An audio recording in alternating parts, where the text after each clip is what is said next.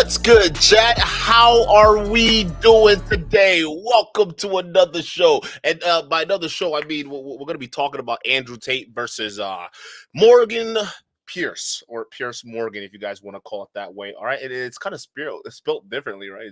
It's Piers. All right, I don't know. I thought it was Pierce, like with the C. So I've been confused this entire time. But anyways, how y'all doing? Welcome to the show. All right, we are gonna be talking about round two with Piers Morgan versus Andrew Tate. Now, if you guys noticed, there was the first round one, okay, that initially happened. That was a while ago when Andrew Tate was on one of his massive media campaigns to convince the world that the Matrix is actually the one that's after him. And not the fact that he got busted with a bunch of evidence against him, mostly provided by him, by the way, regarding the indictment, right? He wants to make you guys believe it's the Matrix, the Matrix, the hidden hand. I mean, all I was doing was helping men improve their lives. Really? Was that the same way? Were you also fleecing them by scamming them by using these girls to, attract them, and then it turns out that you weren't the one talking to them, or they weren't the one talking to him? It was you the whole time behind the keyboard. Yeah. So you create the poison, pretend to sell the antidote, and then you out here acting like you're some kind of hero. You're not. Like you got to face up to reality, buddy. Okay. And there's another thing that Andrew Tate kind of works on. Okay, and it's the old adage of thou had protest too much. Okay, because here's the thing: this guy, he self snitches, but in a unique way. He self snitches in a way that's so indirect you could tell he's guilty. Let me explain what I mean by that, okay? Because he's in preliminary trial right now. We understand this, okay? So there are certain things he's not supposed to be saying, and he should probably wait till actual trial. But it's Tate. Come on, he's got to figure out a way to milk it somehow. So he goes on and blabs his mouth. Now, there's certain things that he knows he can't talk about, and certain things. Well, first of all, none of this shit should be talked about. But again, it's just kind of weird. I think the stuff that he knows he can't talk about are the things that are actually, pretty brutal in terms of being able to answer that question, right? So, for instance, when you claim that the tapes that they had of you saying things about pimping girls and dealing with what you call virgins, you and your brother, right? And you were saying it was 10 years ago. Actually, some of these clips they date back about 2 years. Some of them was like last year. So again, they're catching you up in all these lies that you're just perpetuating out there, and it's just so interesting that this guy still feels the need to go out in the media space. This is the guy that's being canceled, by the way. That everyone wants to cancel. Somehow lands a show on Piers Morgan. All right, this guy still goes on there and does not understand how to shut the hell up. Okay, and he just keeps talking, and you could tell the more he talks, it's just the desperation is just oozing off of this guy. You can tell these people are as good as gone. Okay, you're looking at one last hurrah to get as much money and media attention to at least keep whatever's left of their families intact while they're going to be locked up for decades. Okay, because we're looking at least 3 decades with these guys. Okay, I mean the charges mounting up against these bozos, it's not going to be pretty. But another thing that I also want to cover is the actual interview, and who would have thought? Who would have actually thought that Piers Morgan, of all people, would be a better journalist than Tucker Carlson? Like, who would have thought that? And he actually held Tate's feet to the fire. He didn't sit there like Tucker pretending, oh, I didn't read the indictment. What was against you?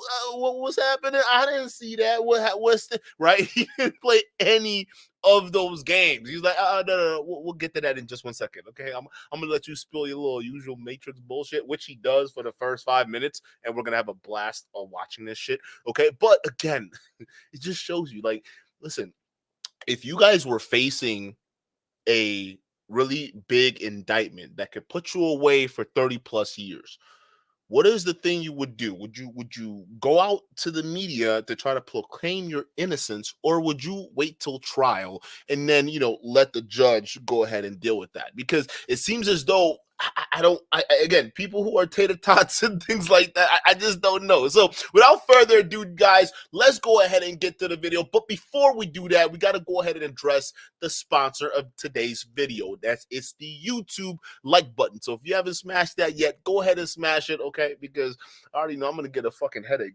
Listen, we got to hear none of these Matrix excuse and whatnot. We already know what it is, but let's just go ahead and get it all over with anyways. So let's play this video. And first things first, what you guys gotta understand is never trust someone who wears sunglasses in a dimly lit room. Okay, I mean, what are we doing? Like Tate, bruh, what? Why? Well, like, why do you feel the need to wear sunglasses in a room that's dim enough? Matter of fact, it looks like it's dimmer on your side, okay, than it is on what do you call it, Piers Morgan's side. Why? What are you trying to hide? Listen, whenever I see someone who hides behind shades, especially indoors, and they're going through like a pretty rigorous questioning process that Andrew Tate's about to be subjected to, it's just fascinating that they just come in with these glasses. Like, I mean, in their mind, do they think it makes them look cooler? Right? Do you think you look cool with the glasses inside? Huh? You look like a tool, bro. Like you honestly do. I think he's actually going for the Morpheus look over here for this interview. Hey, I mean, it's Piers Morgan. I'll just go for it. Full send, baby. All right, let's play this video. I was just shocked looking at this. I'm like, bro, what are we doing? It's a long time to self-reflect, right?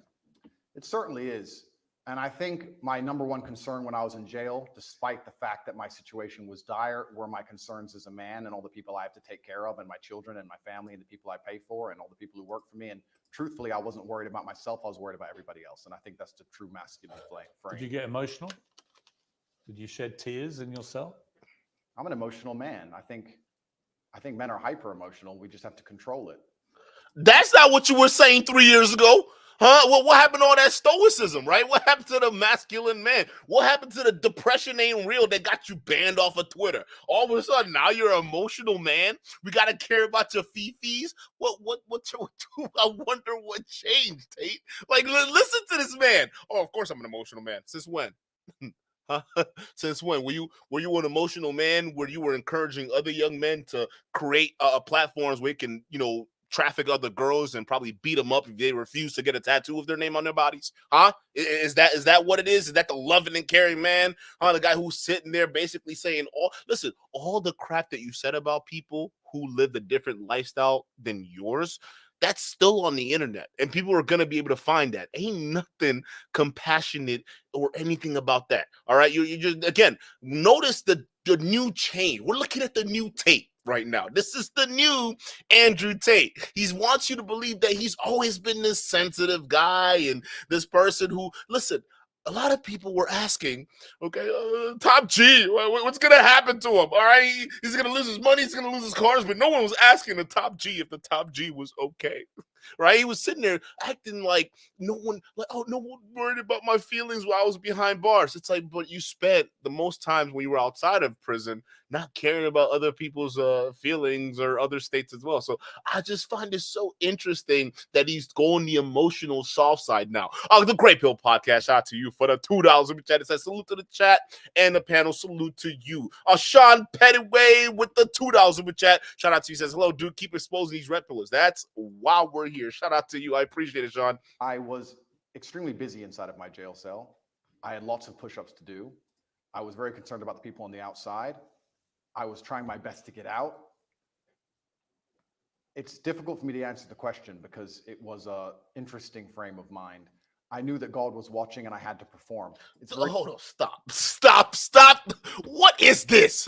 What, the man is literally sitting here with his feet crossed and has got the little freaking, what do you think, you're Morpheus? Is that what you think you are? You're Morpheus in here? What is this? You about to give Piers Morgan the choice between the blue or the red pill? Look at this guy.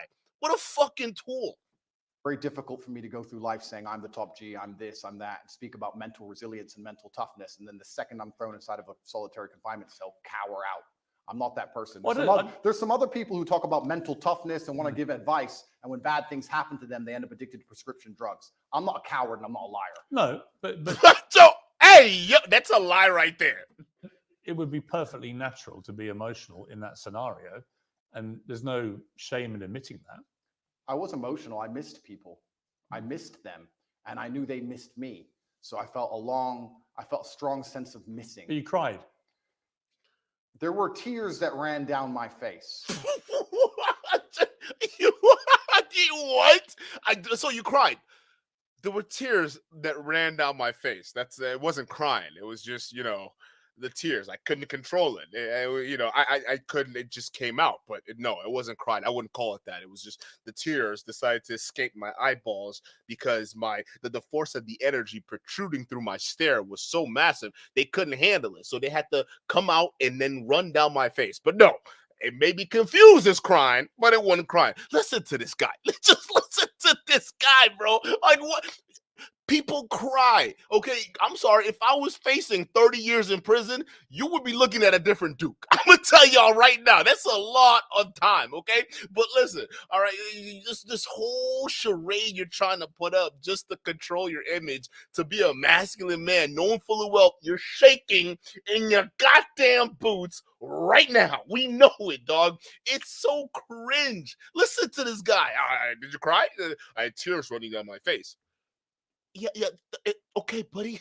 If you're feeling sad because you miss someone and tears come out because of that, you're crying because you miss them. Like, again, I think this is more toxic to try to, deny your emotions than to just embrace them, Tate. Missed them, and I knew they missed me. So I felt a strong sense of missing. But you cried. There were tears that ran down my face, but I did not cry. That don't even make sense. What is that? There were tears that ran down my face, but I did not cry. What? That's crying. I would disagree. Because you're worried about admitting that. You think it sounds absolutely weak. not. That's a perfectly fine scenario. Bro, this guy is so insecure. Crying is an act of desperation. To sit, this guy is so insecure. Is an act in and of itself. To do push-ups, thinking of your children with tears running down your face, but you're concerned with finishing as many push-ups as possible within that day, I do not consider that crying. You're just crying doing push-ups. That's it. When you found out what they were alleging you'd done, sexual assault, exploitation, and so on, what did you feel about that? What was your first reaction? My first reaction was, the standard playbook. The standard playbook for anybody who speaks up against power. Here we go. Isn't it the normal one they go to? Can't we name like 10 or 15 people right now they hit them with this exact same garbage? Name a full-grown man who's 36 or 37 years old who's not had sexual relations with a woman at some point in the past. And the way the Matrix works is they lie by omission, right? They just hit Russell Brand with it. I think they hit P. Diddy with it this morning. Julian. Whoa. So then now you're trying to hide behind everybody else. Stop it. With you, they got hard drives. They got phone records. They got call records, WhatsApp records. They got everything to prove that you are running a criminal enterprise. Not only that, my boy, they also got you. Click clock in 4K, my boy, bragging about your undercover sex ring. We got you with the war room and all these different promotional materials because you couldn't help yourself. So I like how you're trying to just make it seem as though, they're trying to bust me up for just having sex. I mean, look at this. I tell the truth for a couple of minutes and now they want to catch me up for having sex. Look what they did to Diddy. Look what they did to Puff Daddy, Yeah, I told you they're gonna come after them too. No, bro. It's not that at all. Puff Daddy's a different case than you. Okay, you have a history. All right, they got you in the UK. They got multiple victims. Okay, who are saying the exact same thing that you bragged about on YouTube. And now we have the indictment to prove that there's significant evidence to convict you, or at the very least, charge you with the things you're being charged with.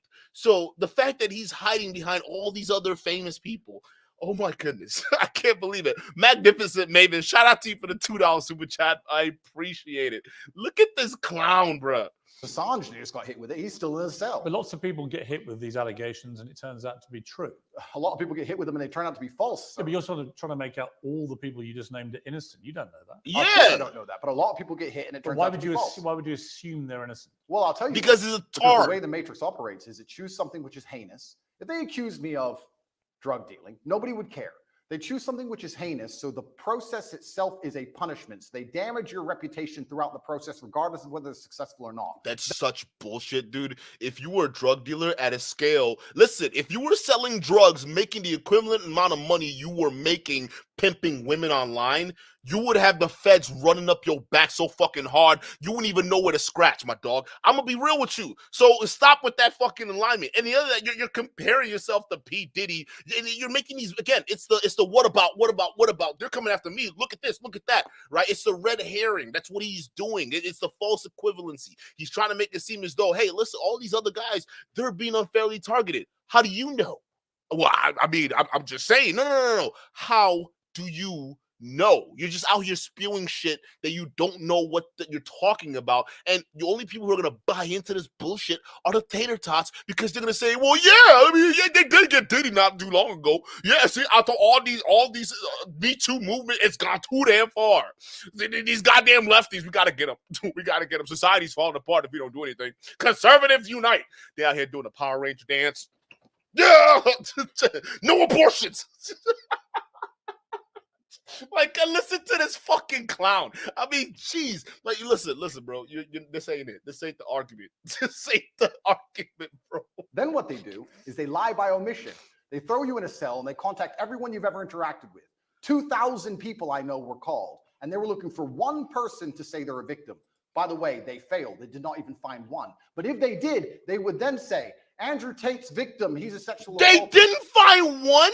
You got 2 other women in the UK right now. I'm sorry, 3 who are chomping at the bits, waiting for the Romanian government to get done stripping your ass bare. And as soon as they're done, they're waiting to take their fill. Okay, there are a lot of people out there. So to boldly proclaim that not one victim was found, oh, if you guys haven't figured out this guy's alive by now, what's wrong with you people? Like, I don't get what's flowing through your minds. Like, the fact that he could, oh, I get it now. I see why he's wearing those sunglasses, right? Because you don't even know if he's making eye contact or not. That was the other thing I was going to look at too. I'm like, let me see if he's actually making eye contact here. Because you remember that Candace Owens interview? That was abysmal. He kept looking over here. It's like, yeah. Candace Owens asked a question. So, you've been a changed man, Andrew Tate. Yeah, I like to say the Matrix after me. I don't know what's happening. I don't know. It was unfairly targeted. It's like, bro, what are you looking at?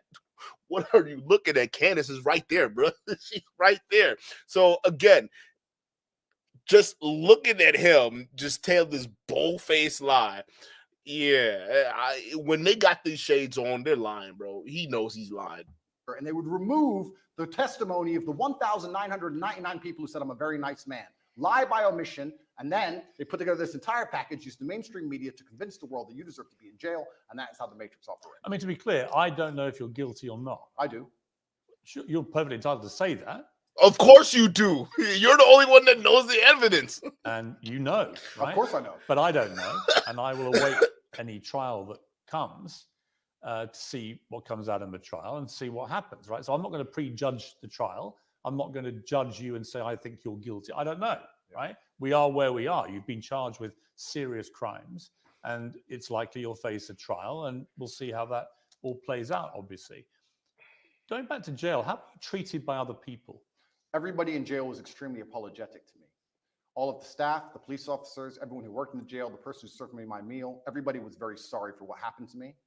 Wait, time out. I thought you said you got extorted by the guards in there. Wait, I seem to specifically remember saying that the guards were extorting you. So that don't mean, hey, that don't sound like everybody was being nice. It seemed like you just telling 2 different sides of the story here. Okay, so were you a poor victim in the prison cell and the guards were bullying you to try to get the money you had in your bank account, or were you this also poor victim that everyone in prison somehow knew your case and knew that you were innocent and they just felt sorry for you? Either way, you're a victim. Like, I don't get it. You're supposed to be a manly man. You're supposed to be alpha. Now you're over here just trying to act like you some kind of victim. Oh, everybody in prison felt sorry for me. Huh? Really? Everybody in a Romanian prison right now, they felt sorry for you? Okay. All right, buddy. Yeah, in your dreams. All right, Magnificent Mavens with the 2-month membership. Shout out to you. Let's get the W in the chat for Magnificent Mavens. Says, how can he keep denying all of these allegations? Hi, Duke. are they investigating the war room? I know there's a independent journalist team in Romania right now that's actively investigating the war room. They're the ones who actually dropped the connection that was linking Andrew Tate's organization to the Tate brothers, who are these big mafia bros out in Romania. So I think those guys are actively looking into the war room right now. And I don't know if Vice is doing anything with it, because it seemed like Vice was Vice was taking that, especially that Iggy Semmelweis guy. They were taking it pretty seriously. So I don't know if they're gonna do anything with it. But again, we just don't know. We just don't know. Francois Garo, shout out to you for the $2 super chat. He says a beta. Yeah, I mean complete beta, bro. Made it very clear they knew it was garbage, and they were apologetic. That was the only vibe I could give you. They were kind of like, listen, you got too big. I'm sorry. This is how things work. And sorry, here's your meal. Nobody had any real problem with me. None of the prisoners had a problem with me. This is such a slap in the face too. Imagine, you're an actual prisoner in Romanian prison and you're actually innocent, right? And here comes this loser bumbling into your prison and then trying to get everyone to feel sorry for him because he got too famous and the media decided to attack him. Like, I mean, just the inconsideration, this guy, bro. 25. There was a couple scenarios where violence could have occurred, but I think once people realize that violence is a certainty and that you do not operate under a fearful realm, they often aren't so interested. So people threatened you? I wouldn't say they threatened me, but they would have liked to have got the opportunity to threaten me. So which is it, bruh? Which is it? Were they sympathetic, or were they trying to beat your ass and get that money? Which was it, right? Were they apologetic to your situation, or were they trying to bust them cheeks up? Which was it, dog? You talking out of two sides of your mouth. You see why you're not making sense, Tate? You see why you're not making sense? 1 minute, the guards are extorting you. Next minute, the prisoners, they're all treating you well, right? And another minute, it's like, yeah, no, they could have been violence, right? It's like you're trying to, it's like, I'm watching the victim Olympus here. That's what I'm watching, bro. He's trying to pick and choose the things that sound the worst, right? That happened to him, right? Just admit, did you have a good time or did you have a bad time with it? What is it, right? I mean, come on. Let's just be real, bro. Likely scenario is you had a bad time in prison, and those people who you're claiming, which I believe you're lying, that were sympathetic to your cause, probably weren't. Maybe there are a few people in there that know who you are, Andrew Tate wise, but realistically, I would say the vast majority of them in there are probably likely out there waiting for you to trip up so they can pounce. Why? Because you're in a fucking lion's den with a bunch of other criminals, some who are harder than you, and they're about to get that hardness in you if you don't fucking shut the fuck up and go talk to your lawyer. Because I don't think you understand the gravity of the situation you're in while you're sitting here doing this. This is crazy. And what happened? And they realized that would have been a bad decision. And all in all... Well, what did you say to them? Because you don't speak Romanian, so... I didn't, you're right. I actually used a quote from Street Fighter. I quoted Dowson, and I said, they do not understand the secrets of yoga fire, because I knew they had no idea what I was talking about. I saw that. I thought you were a pussy, bruh. Wait a fucking minute, dog. Hold the fucking fresh door. You expect me to believe that the prisoners in prison, where you don't speak the language, who have every opportunity to get on you if they wanted to, they didn't do it because you quoted a Street Fighter quote. I'm done.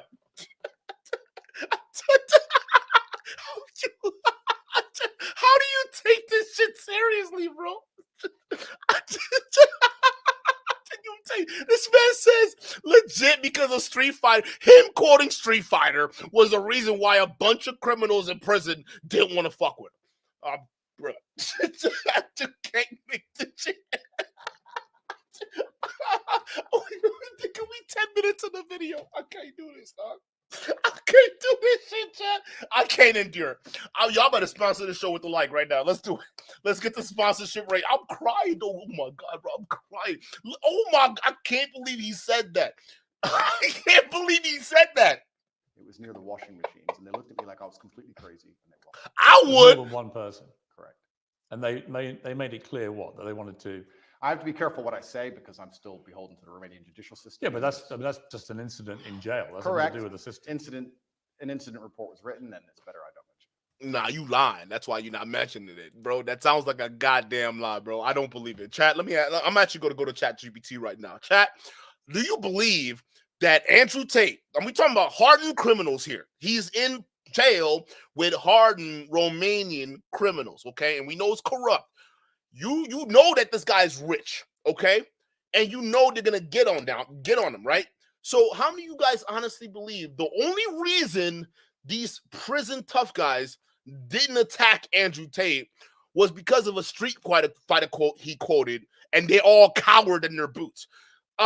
Put a 2 if you believe that story, and put a 1 if you think this guy's lying. Because the fact that you can't even go into details on this, bruh, come on, bruh. Like, again, you got to ask yourself this question. What audience would a story like this pertain to, right? Who would it be speaking to? You got to understand, either you have to be like a toddler, okay? You have to be like an absolute child, or completely delusional. There's no way anyone believes that story, bro. I'm going to be real with you. There's just no way. But there was a direct threat to you. I've had threats, yeah, and I have threats every single day of my life. And I think jail is a hyper-pressurized version of reality.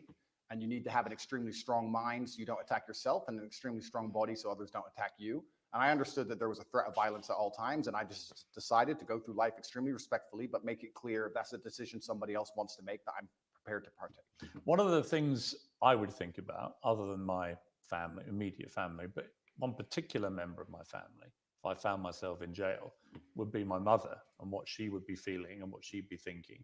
She's been incredibly supportive to me. I know yours has to you. Did you think about your mother? I was extremely concerned for her. I was concerned because the media establishment were hounding her. She was obviously very worried, but she knew she raised strong sons. But we're her number 1 protectors, and I was concerned for her. What? You were her number 1 protector while you fled the UK, the country she's in, to go to Romania so you can continue your business as an internet pimp. That's how you show you love, you can care for your mother? Really, bruh? I wasn't concerned for myself in jail. I didn't even suffer in jail as much as I did when I got out. I didn't have nightmares in jail. I had nightmares once I left jail. I was in the middle of a battle. I don't think you get PTSD while you're fighting. You get it afterwards. I was in the middle of a battle trying to make sure that everybody I love and care about is taken care of, and trying to make sure that bills are paid. Please understand, the day I was arrested, which is a year ago, every single bank account that I have was frozen. All of my assets were taken. I haven't had a dollar of money. You had 10 since cars taken, I think. 15. 15 cars and how many properties? 15 cars, 6 properties, 20 diamond watches, gold bars, cash, land, every single bank account, millions and millions and what millions was the total dollars. value of everything they seized? 16, 17 million. Why you lying, bro? Dude, why you lying, bro? It was 10 million. And honestly, the fact that you even admitted 16, 17 million, it's a win in itself, because realistically, he has been allowed to brag and pretend to be a trillionaire this entire time before people really got down on his records. So you mean to tell me the only thing they found out of the trillions of dollars you said you made, or I'm sorry, I'll get half a billion. Okay, let's do that, right? Not even half a billion. What did he say? He was worth like 100 billion or something like that. Isn't that what he said? Right? Let's just put it like that. Let's say $100 billion, bro. You're telling me you having your whole life out there in Romania, they can only scrounge together 17 million. You know how much 17 million is, even compared to $1 billion? That's not even like, wait, that's all they found was 17 million. Tate, why you gotta lie, bro? They didn't even find that. They found 10 million. Okay, so what you're seeing right now is Tate he can't help himself. He has to keep his image intact. That's why, if you want to learn a way to, lie above all else to keep your image intact, listen to Tate, because he's doing that perfectly fine. Look at that. Why? We know the truth. We know how much they seized. It's out there. It was $10 million. I mean, you and your brother maybe 5 and 5. It wasn't 17 million. It certainly wasn't 100 billion either. It's so sad seeing this nonsense happen. Pounds? Yeah. And they took all of it. And I still don't have access to any of these things. I mean, as we're doing But and some of you guys who are tater tots are probably watching. No, Duke, that's probably the money Tate wants us or wants them to get, right? He probably has stashes all over the place. He probably has stashes in like these offshore countries. You'll never know. Then why is he sitting here talking about they took all of it? They took all my shit, bro. Oh my God, left me high and dry. I'm thirsty as fuck right now. What you want me to do? They took everything. Oh my God, the damn government. Look at him. Look, that's why he got them shades on, so you don't see them tears run down his face, even though it's not crying. It's not crying. He's just having a conversation about a traumatic situation that happened to him, and tears just happen to run down his face. But it's not crying. Jesus, man. I can't with this dude. Shantae Nicole, shout out to you for the $5 super chat. Shantae says, someone has said that law enforcement is in the war room as a mole. I will not be surprised if that's a thing. Okay, that's such a freaking weird cult type organization. It has to be stopped. It really just has to be stopped, especially if they're teaching guys to beat up women because they refuse to get tattoos of them. Yeah, bro, you got real problems. You got real control problems. Cocktail hour with Catrice with the $5 which I shot to you. Says these red pillars always talk about holding women accountable, but yet they lie to cover their asses when confronted their actions. Yeah, that's absolutely what it is. And you know what? It's really, you know what's even crazier? They turn around and become victims. That's what we see. They turn around and become the victim and try to get you to feel sorry for them. Meanwhile, knowing their whole history of them just ridiculing people, acting in these crazy, narcissistic, selfish behaviors. But then when shit happens to them, they want you to care. They want it to be the whole world's problem. I just find this so fascinating.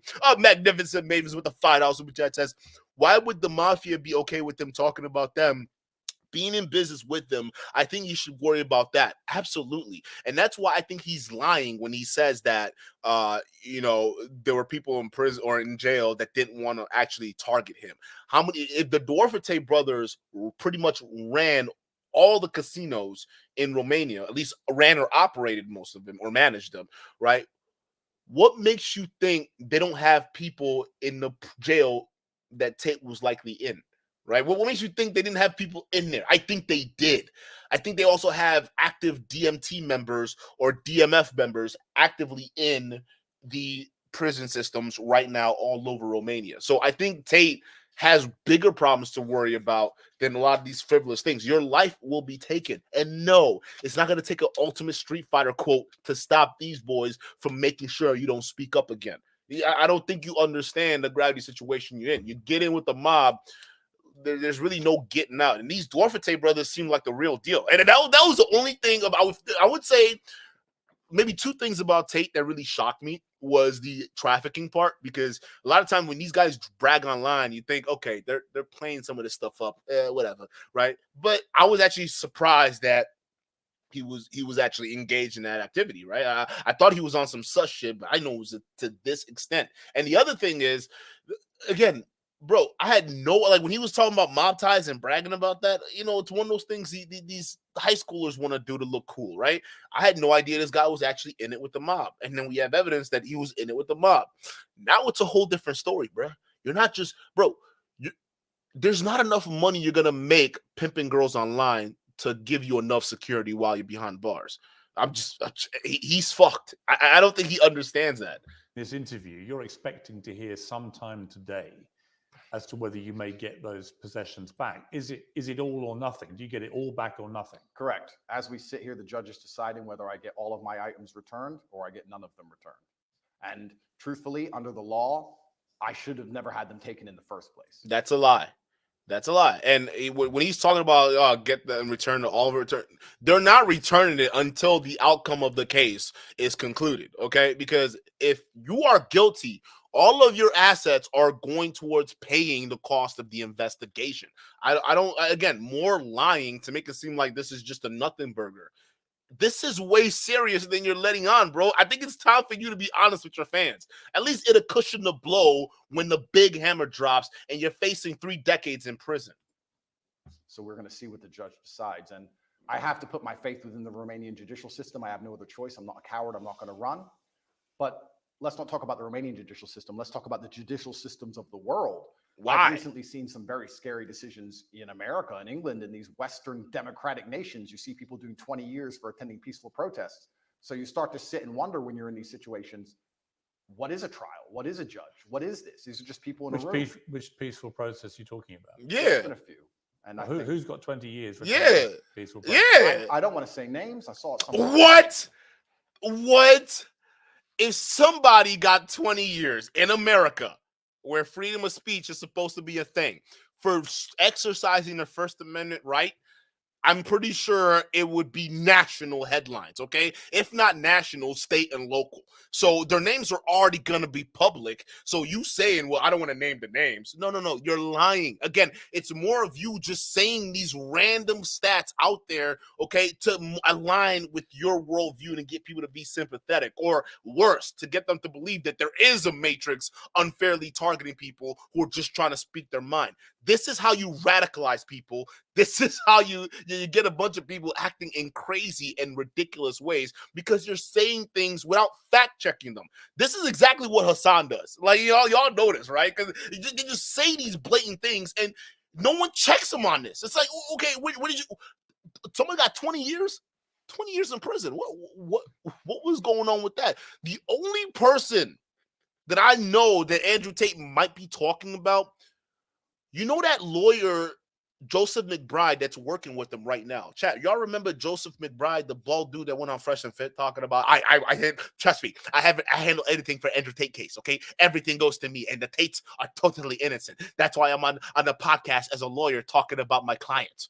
It's like, huh? Okay, whatever. You remember him? Yeah, that guy. Okay, you know his previous client was one of those guys who was part of the insurrection on January 6th, right? He was representing the guy, Joe McBride. And Joe McBride ended up leaving the dude high and dry in jail, okay, while he went on and took another client, which some speculated was Andrew Tate, because it happened right around the same time this guy was looking through a laundry list of idiot lawyers to hire, okay? So it makes perfect sense that he's just randomly quoting something out there to make it seem like it was crazy, but realistically, the lawyer that kept that guy in jail was working for you now. He's your lawyer now, bro. So other than that, there's no one else that even come close. And it wasn't 20 years they were facing in jail for protests, okay? They were just sitting there for months because their lawyer was too incompetent at their jobs. That's just what it was. On Twitter, somebody attended, I think it was a protest, a pro-Trump protest, and they ended up getting 20 years. Well, if you're talking about the January 6th riots, they were riots where people died. Well, it's interesting. They're not peaceful protests. Well, it's interesting because the world is actually very nuanced. And what I tried... Well, that wasn't nuanced. That was a huge mob of what people I tried to do attacking the U.S. Capitol. Well, what I tried to do is I try to look at a broad spectrum of... You notice how he just doesn't engage in that point anymore. He just moves on to the next thing. I love this. Because Tucker Carlson would just sat there like a bobblehead and just said yes to everything. Same with Candace Owens and same with you know, what's that guy? Patrick Bet-David, right? All of them would just sit there, oh yeah. But at least Piers is asking these questions. Okay, you said there were the guys facing 20 years for simply protesting. Who are these guys? Where did they come from, right? And then he's trying to basically hold his feet to the fire, and this guy is just trying to move the topic, move to a different goalpost. It's crazy seeing all these manipulative tactics on display right now. Of events, and I try to put things into a nuanced view, and I don't try and take a instant black or white point of view on things. And the fact that BLM were rioting and destroying the entire nation for months and during that exact week, and then some other people got together with a that one BLM, bro. Again, that one, them same people who were attacking in the streets, all right, on behalf of BLM and rioting, those are the same people who are doing the exact same thing. They did it with the Ukraine. They doing it with the Palestine.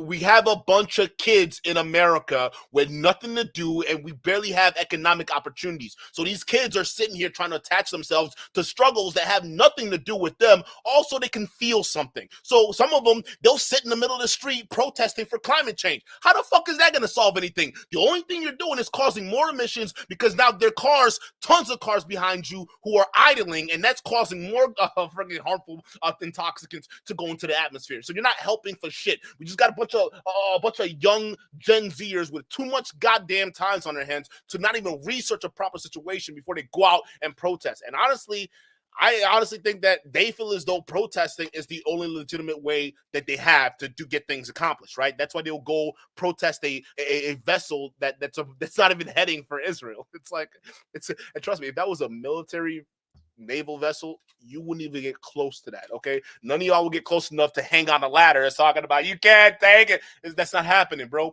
They will probably shoot you before you get close because you are dealing with millions of dollars worth of high-tech weaponry. It's not it. So again, we see a situation where a bunch of these people with nothing to do, they go in and hijack movements. We saw it happen with BLM because at the start of BLM, a lot of people came together. Black, white, it didn't matter. In America, for the first time, we looked at a situation and said, that was wrong. That cop needs to be punished for it. And we marched, and people were supportive of each other until you got the hijackers, the people with nothing to do. Then you got the opportunists that follow right behind them. And then you get situations like that. We're seeing that with every major or event that's happening now. It seems like if there's a major event, people want to attach themselves to it. It's like y'all need to be worried about that pothole down the street that never got fixed because your mayor isn't doing shit about it. You need to worry about them schools and how your tax money's not flowing properly to educate your damn kids. You need to be worried about things closer to home versus things that are so worldly that realistically, I'm just gonna be real with you. It's not that deep. Not for you. It's not that deep. Realistically, there are more things at play right now. It's not that deep. So you trying to make it a BLM thing, it's not that deep. We're talking to you right now, bro. You and your cases. That's what we're trying to figure out. Why, out of everybody else who's a young millionaire like you, why is it that they didn't get busted up, but you somehow did with the type of charges you got lent on you? So again, opposing political view and are facing serious prison time for doing less damage than BLM did. I find that kind of scary because people did die. Well, in a democratic nation, we should all be the same under the law. Just to be clear, on January the 6th, people died. People died during BLM. I mean, there are certainly inconsistencies in the way groups of people have been policed. I think that's the same. That's the same whether you're talking about the BLM marches to the pro-Palestinian marches and so on, right? There's a lot of inconsistency. Well, then we agree. There's a lot of inconsistency in global policing, I think. I think that's a perfectly valid thing to say. But the idea that someone's got 20 years for being in a peaceful march is not true. A total fabrication. The ones who've got the lengthy prison sentences have been held accountable for serious crime. I'm not even condoning January 6th. But you brought it up, though. So now we backpedaling, I see. And know the ins and outs of January 6th. I wasn't there. I'm not saying it should have happened. So then why are you trying to tie it to your case? Again, you're worried about things that don't have nothing to do with you. You're just like these people who were just got done talking about. Why are you associating yourself with P. Diddy, BLM, and all these other protest movements, and then fully well got nothing to do with you? And now you're forced to pivot because you look like a clown. Like, this is crazy. What I'm saying is exactly what you have said. There seems to be some massive inconsistencies in global policing now. So when you end up in a position where you're speaking against the system, as I do, and you understand that there are massive inconsistencies in policing globally, you start to sit down and seriously wonder if you stand a fair chance of a fair trial in any country on earth. I actually have to give massive credit to the Romanian judicial system because a judge one day sat down and said, why are these boys in jail, and let us go.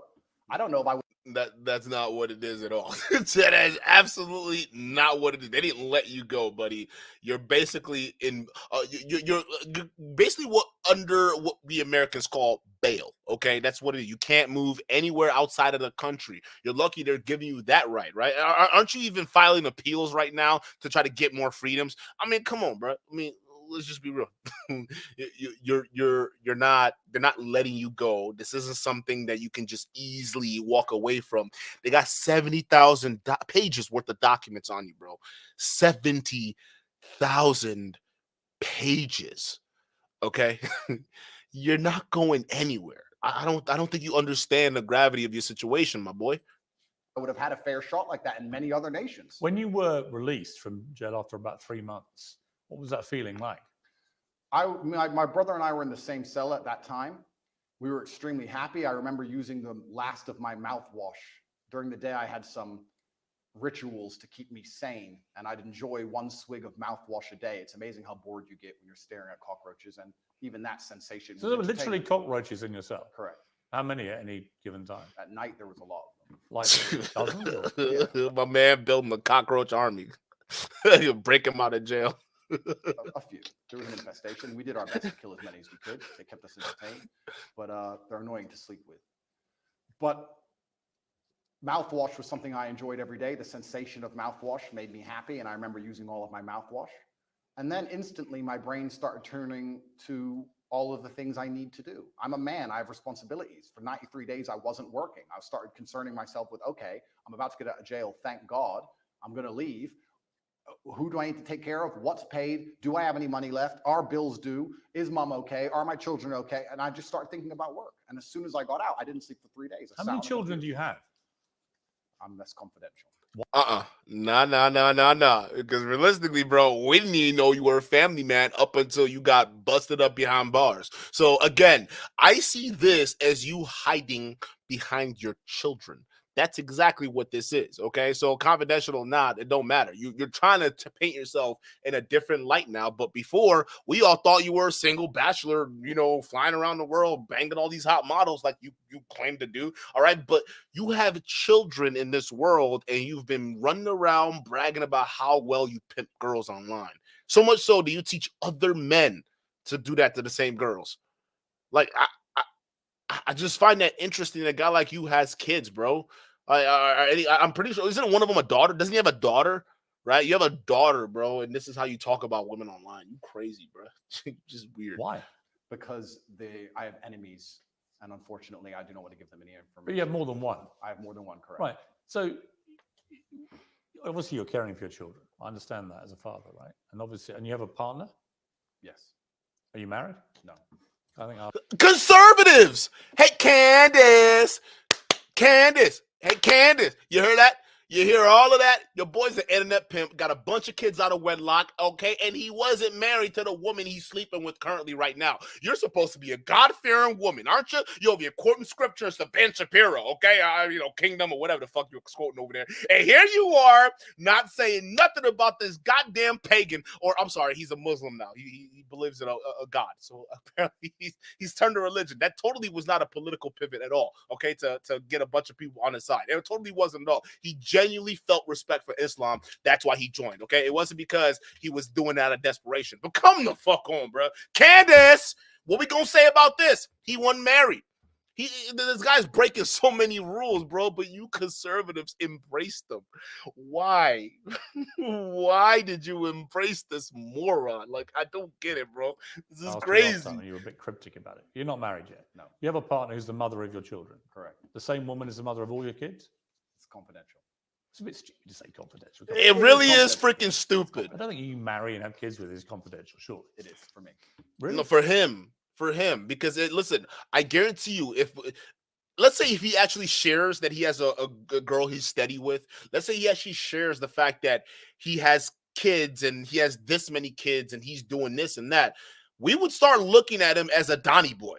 You understand that, right? Because that's his reputation out the fucking window for the most part. I'm not saying for all of it, because Donnie Boy still has fans. But it's like you preaching against single moms and preaching against hoes and all these different things, and then turn around and then you're dealing with the single mother that you created. All right, you're not married. You're doing all these things. You're trying to tell other people to do, other young men, how they're supposed to live their lives. Yet here you are doing the exact opposite. And if he actually admitted that or was being honest, it's not gonna look good, because it's like, oh, so you out here talking all this craziness, and here you are, you were a family man the whole time.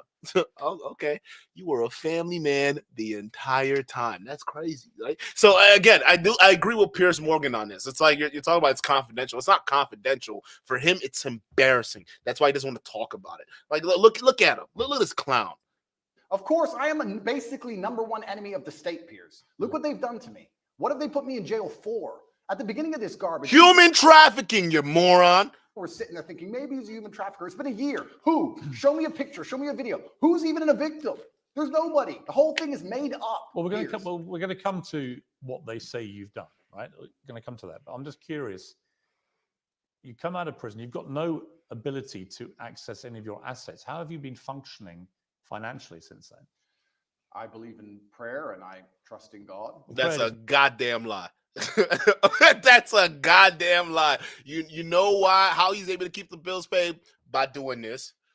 By doing exactly what he's doing right now when he shouldn't be doing it, right? Because we've always been asking the questions, bro. You're facing a federal indictment for trafficking, money laundering, tax evasion, rape, okay, and so much more. Why would you be talking to the media? Well, why would you invite the media? The BBC was the first one. Vice News, I'm sorry, was the main one, and then BBC and all these other people coming over. Why would you invite these media platforms? Unless he was looking for a way to keep that relevancy up, right? He wants that cash flow flowing. So that's why he's taking second interviews with you, Andrew Tate, or not Andrew Tate, Piers Morgan, is because this is how he's making more money. This is how he's staying relevant. Because the moment he gets locked up behind bars, it's gonzo. Doesn't pay the bills. And I do my very best. But prayer doesn't pay the bills. Unfortunately, absolutely everything I own was seized by the Romanian state, so I'm just going to have to survive and do my very best. Yeah, so you are worth $10 million. That's crazy. All this whole time you were lying. You were lying, bro. Talk about I'm a billion, 100 billion, bro. Get the fuck out of here.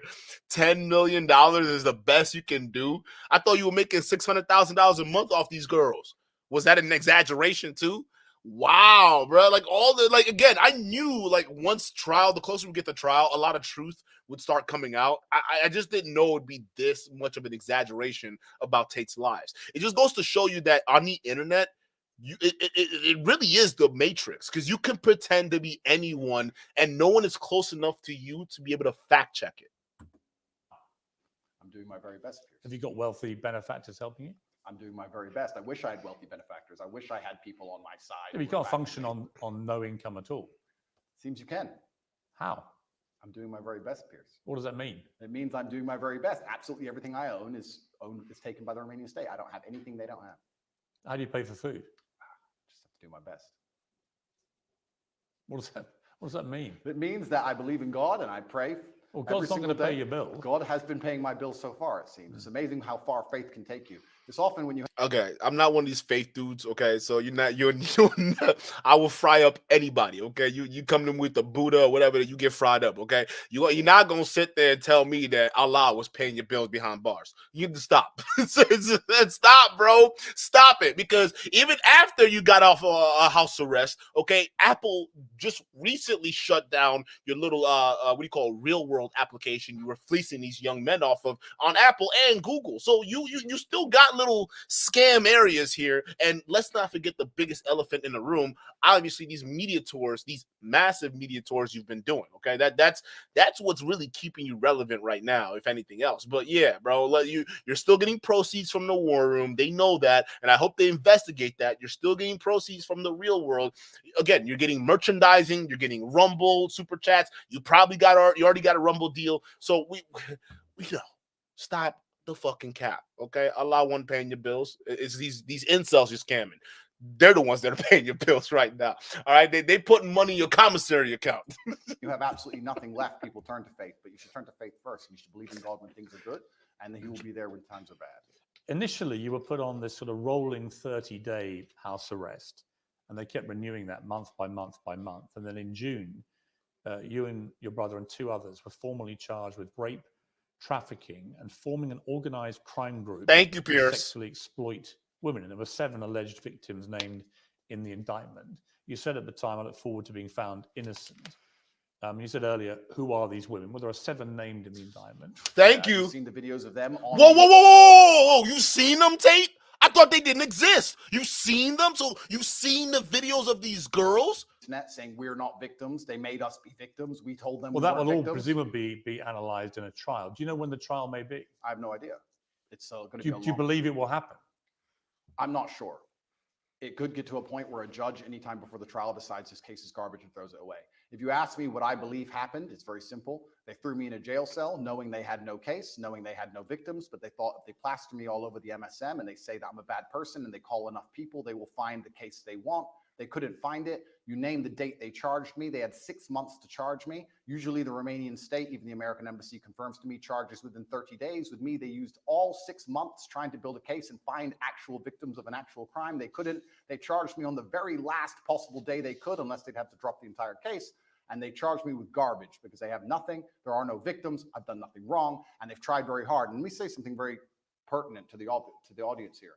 It's very difficult when you're thrown inside of a jail cell. You do not have access to social media. You do not have access to money. The entire MSM establishment are calling you a bad person. Hotlines are set up saying, if Andrew Tate's ever hurt you, call this hotline. You're a rich person where people may want to get money from you and exploit you and extract resource from you. You tried to recruit a child that belonged to someone who was very high up in the government of Romania and got caught up. I'm pretty sure that someone up high in that government did not want you to go anywhere. And by the way, it took 6 months to charge you officially because they had 70,000 pages to sift through. You moron. Okay, I don't know what else to say. How many of y'all can go through 70,000 pages within a month? He's talking about 30 days. See, the normal system is 30 days. In America, it's 30 days. 30. It's like, whoa, time out. Normal people aren't dealing with 70,000 pages. There's so many freaking pages. They gotta use shopping carts to wheel your freaking case files around, okay? Imagine going to court and the file they have on this bozo has to be wheeled out in a fucking cart. You got a dolly out there for this shit, okay? So again, Tate, okay? I appreciate the effort. All right, you're really milking it for these tater tots over here. But at this point, it's getting less believable and more desperate. You're saying all of this was because of the mainstream media, all right, and their collaboration with the Romanian government to take you down because there's no real evidence against you. Oh my God, dude, I knew I was gonna have a headache.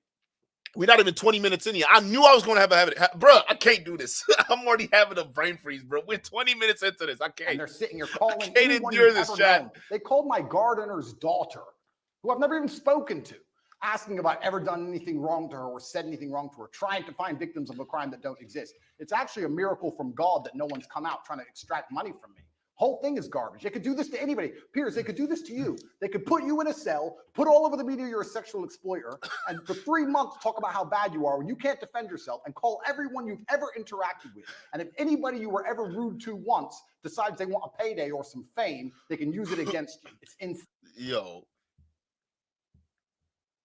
Yo, this guy, bro. This guy, we gotta go back here. This guy literally said, Piers, it can happen to you too. It's very difficult when you're thrown inside of a jail cell. You do not have access to social media. You do not have access to money. The entire MSM establishment are calling you a bad person. Hotlines are set up saying, if Andrew Tate's ever hurt you, call this hotline. You're a rich person where people may want to get money from you and exploit you and extract resource from you. And they're sitting here calling anyone you've ever known. They called my gardener's daughter, who I've never even spoken to, asking about ever done anything wrong to her or said anything wrong to her, trying to find victims of a crime that don't exist. It's actually a miracle from God that no one's come out trying to extract money from me. Whole thing is garbage. They could do this to anybody. Piers, they could do this to you. They could put you in a cell, put all over the media you're a sexual... Look at Piers Morgan. He's like, yeah, bro, nice try. I'm not a trafficker, all right? I've been doing this for years. I've been around for years, buddy, all right? I'm an old man in a young man's game. There's a reason why I'm here, okay? Don't you ain't gonna fool me over here, okay? No, they got you for a reason. This is the face of Piers knowing this guy is spewing bullshit at him. I mean, come on, it could happen to you. Nah, I didn't traffic women.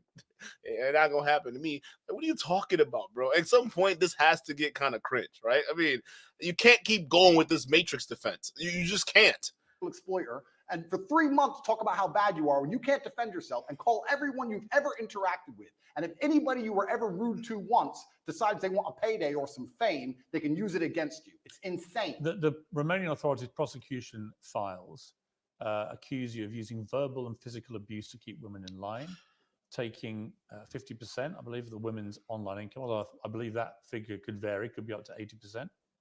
that right? No, they accuse me of exploiting women who did TikTok. The same women who say we were not exploited. He just told us how to do TikTok.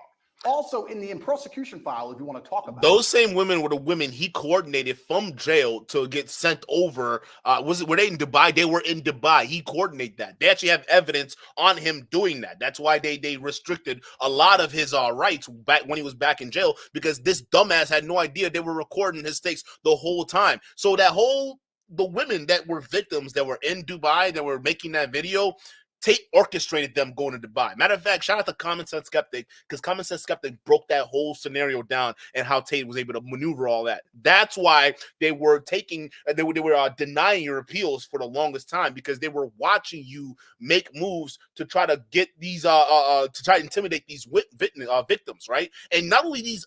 You're not only just doing to the victims that you actually trafficked, you're doing it to the victims that are also who you also tried to traffic that are in the UK, right? Because they also came out saying that you have been on a harassment campaign trying to shut them down. Their lawyers had to come out in defense of them because of how crazy the harassment gotten. So you sitting there, oh my God, try to pretend that, there are no victims, while simultaneously behind the scenes putting this plan together to quiet down all the victims.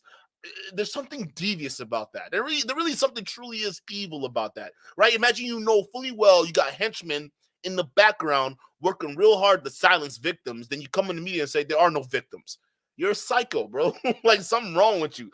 M. Shots you for the $5 super chat. M. Says, salute to Piers Morgan for doing the bare minimum of reading the indictment prior to interviewing Tate, unlike others.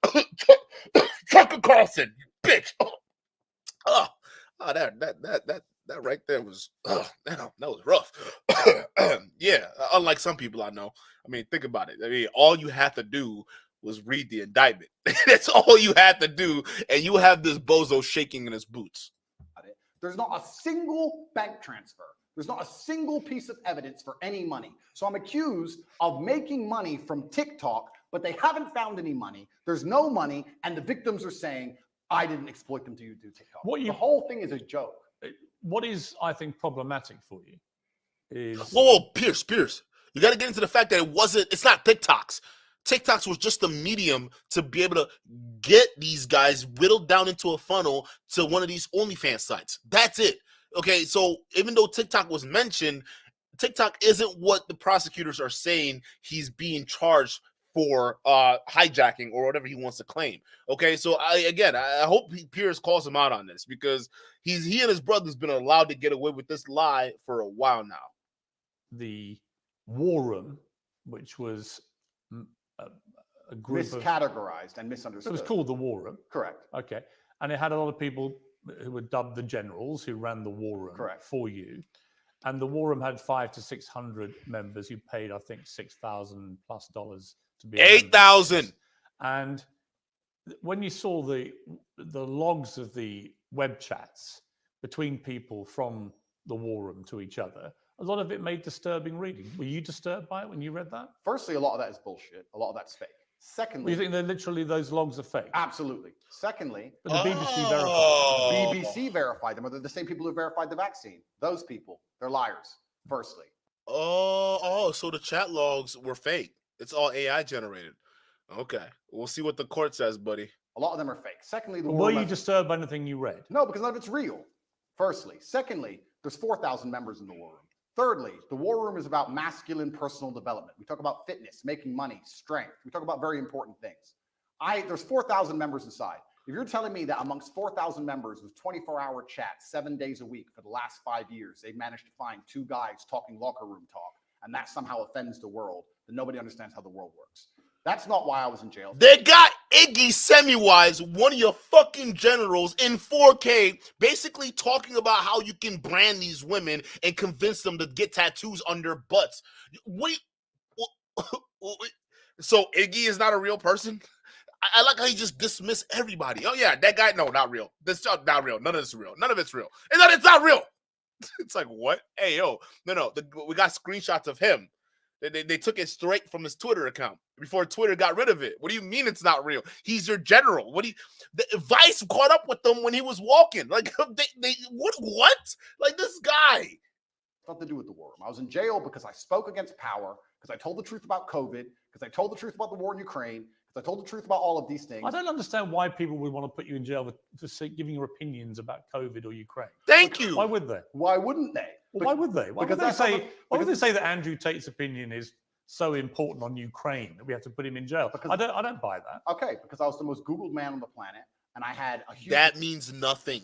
Affinity with the most troublesome demographic for the Matrix, which is the young masculine youth, the people who you need to die in wars, the people who you need to psyop into being slaves to build the roads while telling them that they're not allowed a point of view and they're not allowed an opinion on anything. That'd be great if these men were doing that, but they don't want to do that. These men don't want to build roads, build houses, work on electricity or do plumbing. They don't want to do any of that. We know that because we can't find enough of these guys to fill these jobs. But I do know what they want to do. They want to sign up to be part of your war room course to get easy, quick access to thousands of dollars they want to make a month. That's what it is. We got a bunch of young men who are so brain rotten, they don't understand the value of working for money anymore. That's what we've gotten to. So they'd rather follow some bullshit guru online versus doing the tough work and grinding it out in the real world. That's what you've managed to do, Tate. I hope you understand that. You have managed to basically turn a bunch of likely young-minded people who would probably get into one of these fields or hopefully get into them. You have twisted their minds, and now they're thinking, you know what, the best way to get rich quickly is to jump out of the Matrix, and I can only do that by buying into Andrew Tate's real world course because that's going to help me make $10K a month. You're stupid. You're fucking stupid, bro. Go to school. And I was saying things which was going against the narrative. And the Matrix, the way it operates is it uses the MSM to purport lies, to inject slave programming into people's brains so that we live lives which are not good for us, but are good for them. And I was sitting there unplugging it. Why would they sit there and say, we've put together this massive psyop. We're going to convince everybody to inject themselves with poison, and we're going to lock everyone in their houses, and it's all a lie. And we're going to let this one guy who everyone listens to. Andrew, it wasn't all a lie. Yes, it was. No, it wasn't. There was a new novel coronavirus. Okay, I'll tell you what. I'll tell you what the facts were, and you can then laugh at them if you wish. Sure. But there was a novel coronavirus, COVID-19. It was killing thousands of people a day. Really? Yes, That's absolutely. scary. Yeah, and I know people who died. Who doesn't? I know people who died before Corona. Fine, I'm sure people die of lots of things, but it was killing exponentially thousands and thousands of people. And then vaccines were developed at very high speed, and they managed to save, in my estimation, millions of lives. You may not. Wasn't Trump the one that fast tracked those vaccines? By the way, I don't see anybody talking. I don't see anybody giving him flack for saying, "Hey, Trump, why did you fast track vaccines that don't work? Huh? Did you take money from Pfizer, Moderna? Trump?" I find it interesting. A lot of these COVID guys, these COVID deniers, who are running around denying this shit. Okay, talking about did it kill people? Did it do this? All right. Your buddy Trump were the ones that fast-tracked the vaccine, bro. And he bragged about it. So I'm so confused here. Oh, Hugo, shout out to you for the $5 super chat. Hugo says, all lies, all is document. We can even read it. Losers just banking on judiciary ignorance of common folk that don't know the legal processes. It takes time. Yeah, I got people in my comments on the last video I did on Andrew Tate, the short video I did, right, saying that, oh, Duke, you don't know what you're talking about, all right? Because this process, it could be actually shorter than you think, because I said it was going to be a lengthy process. They were like, no, dude, it's going to be a short process. All right, look. There's some people that got he was what did they use? Did someone use O.J. Simpson as an example? Right? I was reading this. I'm like, what is this person high? Like, they were bringing out all the excuses in the book. I'm gonna tell you this right now. It's not going to be 30 days. It's not going to be because that's what he said. He said the judge need about 60 days to review it. Huh? No. That's why we waited till August. August was when there was a deadline for the judge to review the evidence that was brought against them, because it was in August. August was the last shit show for anything. Okay, and then now he's back in court is because we got pre-trials. So we're getting ready to go into trial, meaning the evidence that was brought before the judge by the prosecutors, all right, have been set up to the point where now they're saying, okay, I think that we can move forward with this. With the amount of stuff that you got here, let's move forward, call them in for pretrial. And that's what they're doing, okay? So these guys think, in 30 days, they're going to look it over. It's going to be a speedy trial. No, we're looking at several years. several years. I thought it was like maybe 2 or 3. I'm thinking maybe 5. 5 or 6 years before you get any real conclusion. And maybe that may be too out there, but I'm just saying 70,000 pages, and you got something as complex as this. And then not only that, you got other criminal enterprises that were conjoined with this organization. Bruh, the FBI alone in the United States, it's an average of 7 years to investigate a RICO. You understand that, right? Think about it. An FBI agent is patient watching you for 7 years. Just that's before they bring any charges. They're watching you and they're building that case file higher than you can even fucking smoke. I'm gonna tell you that right now. All right, you wouldn't even. That's why their conviction rate is pretty freaking high. Okay, if someone's willing to spend 7 years to just sit there and gather data, because he likes to compare the American system, Romanian system, Americans and FBI's, it's even crazier. All right, they invest 7 years, bro. They investigating you for that long. This guy is, again, I don't know, Chad. I don't know what you want. I don't know, bro. But like, again, I think you're absolutely right. And I don't think these tater tots are really understanding how long it's going to take. Some of y'all are probably going to be out of middle school by the time he finally goes to jail and trial's over. Agree with that. Absolutely. But those are facts as assumed by the body of scientific and medical experts in the world. The body of scientific and medical experts. You mean the Matrix? I could get. What is the Matrix? The Matrix are a bunch of people who can come up with studies from the sky to say anything they want them to say, so they can use the MSM to purport garbage inside of people's minds. So you end up locked in your house, clapping for the NHS like a performing seal, injecting yourself with experimental poison for the 9th time. It's a lie. There was no reason to lock everyone in their house. More people died from missed cancer appointments than anyone ever died of COVID. People always got the again more misinformation, bro. Sniffles before COVID, and they've always got it since. Let me ask you a question. Hang on, sir. it wasn't. Where is COVID gone? It wasn't. Diseases don't go away. It wasn't. Where's COVID gone? It wasn't. It's still here. It's just people aren't making a big deal about it as they were before, all right? And all those fanatics that were jumping out there and doing, again, because whenever there's something, a big event, there are people with absolutely whole lot of time on their hands that would have nothing else but to get overly emotion involved in something. We see that on the right, we see that on the left, right? The reason why you don't see people paying attention to COVID anymore, because we have a new thing, all right? Because after COVID, what is it? We got Ukraine, and we got the Israel stuff. And there's just stuff happening, and our attention span are going from one place to the other. I guarantee you, the minute one thing stops and there was a new variant of COVID or something like that, people will probably refocus to that. That's just who we are, okay? Our attention span sucks, all right? It's just our attention span and our capacity to comprehend actual situations that's happening. It's abysmal, okay? So we're just being real with that. The reason why it seems as though it's disappeared and no one cares about it is because people aren't talking about it. People are out there protesting for the next thing. And that's the problem with Western cultures and America specifically, is because we're so insulated in terms of like, we can't get attacked because we don't have any like major threat to our borders. Canada is pretty much a BFF, and Mexico, we have factories down there, for Pete's sakes. That's where most of our cars come from. So again, listen, I'm telling you right now, we don't have major threats. So we don't have much things to worry about realistically here, other than the stuff that we should be worried about in our own backyards, but we don't. So we focus on existential things, right? So again, just putting that out there, people aren't focused on that right now, but COVID is still a thing. COVID strains have got milder, as indeed flu did. Flu used to kill. It's gone away. Well, flu pandemic in about 100 years ago killed 50 to 100 million people. And it's got steadily milder over the decades since. This is normal medical science pathway for most pandemics, right? So on that, I mean, your sort of cast iron, it was all Matrix MSM nonsense, is palpably untrue. Well, I'll tell you why that's not untrue. Let me tell you my personal experience. Whoa. Facts don't care about your personal experience, my boy. Facts is facts. I'm an extremely logical person. Fuck. At the beginning, when everyone was dying, dropping dead in the streets in China, which I never saw, by the way. Funny. And the Italian hospitals were full. English hospitals were never full. Funny. Me and my brother sat there and said, if this disease is so deadly and can damage us as strong military age males, then the world is over.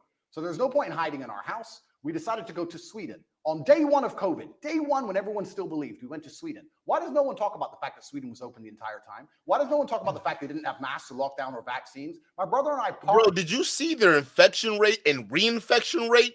It was crazy. Now, I'm not saying that the younger population didn't die and kill over or anything like that. No, but don't sit there and act like the Sweden policies didn't actually increase the infection rate and reinfection rate. Okay, it did, and now we have a situation where we have our shots and we got boosters and everything. You know, the stuff that you guys want to deny, especially Tucker Carlson. Hey, Tucker, we know you got them shots, boy. Stop lying. But still, all right, we got the boost, so that's all helping, right? But again, to sit there and say, "Oh, Sweden," no one's talking about Sweden. No, their rates were their spikes were insane, bro. Like, were you paying attention? Just because you didn't have the high death rates like in India or some of these other countries, don't mean their infection rate wasn't crazy. And that's what we were worried about in America. We didn't want people to get infected, so we implemented massive quarantine procedures. You fucking nutcase. In nightclubs 7 days a week for 3 entire months. Well, everyone in England was Sweden actually had a number of restrictions. Not when I was there. Not it was open. Not as draconian as we had in the UK. And there are certainly legitimate questions to ask about the scale of our lockdowns. I think people panicked. They saw what was happening in Italy, which had the second best medical healthcare system in the world. And people were dying in massive numbers and the hospitals were overrun. So people may have panicked. Did you hear about the guy who died in a motorcycle crash and it was a COVID death? Did you hear about that one? Well, there was certain Downing Street didn't seem very concerned with there COVID. was It wasn't a COVID death. He just had COVID. That was it. He had COVID, but clearly he was killed by the motorcycle accident. I think you're misreading titles, bro. Well, there was a long debate about people dying of COVID or with COVID. I know all that, but the bottom line for me, it is indisputable that COVID was a deadly pandemic that killed a lot of people. It turned out a lot of older people more than young people, but they didn't know that at the time, not for a long period. The vaccine saved millions of people's lives. There are legitimate questions about some of the boosters, about some of the side effects of the vaccines, as there are, by the way, with all vaccines. 400 people died in one day in India. Like, again, I mean, these are, when people say, and these are older people, and when he talks about, oh, in China, we didn't see people dying. There were literally videos of older people just dropping dead in the middle of the street. They're just falling over. So and China did their best to hide a lot of shit, right? China did, man, it's actually kind of disgusting, even just thinking about some of the things that was going on in China. But they did a lot of stuff to cover some things up. So you saying I was in China, I didn't see nothing. Okay, buddy. All right, dog. All right, dog. Listen, again, this conspiracy theory nonsense, it only gets you so far. All right, and I'm glad that Piers Morgan is interviewing him because he's actually holding him accountable. Although he's being light with it, he's definitely holding him accountable. Because look at his face. This is the face of somebody that caught knowing he doesn't know what he's talking about. And yet people think he's spitting facts. On what? Idea that COVID is some invention by the Matrix to suppress and control its people is for the birds, Andrew. Yes, it's for the birds. It seems the birds and I don't friends. think a smart guy like you actually believes that. Of course, and that's one of my problems. One of my problems I have with you is that I think you are intelligent, but I think you also adopt positions that you know are going to get the anti-Matrix mob inflamed, and it's just these all-encompassing views you have. COVID was a load of nonsense. That's so facts. Are all dangerous and killing more people. I never said that. I said the COVID vaccine. Well, COVID vaccine. Well, you don't think they worked? No, of course not, because the idea of course no, dude. The fucking vaccine worked, dude. All right, they fucking worked. They worked. Okay, now don't mean it didn't have side effects for certain people, right? You're like, but it worked. To sit there and say it didn't, you're a liar, bro. Worked. The word vaccine in and of itself is that they save millions of lives. If you get a vaccine, you do not get the disease. They changed the definition. That's not how a vaccine works. They infect you with a milder version of the disease, you vert brain. Definition of vaccine in the dictionary so they can continue to inject us with this pointless poison. Now, I had the vaccine for polio. I've never had polio. You got the vaccine.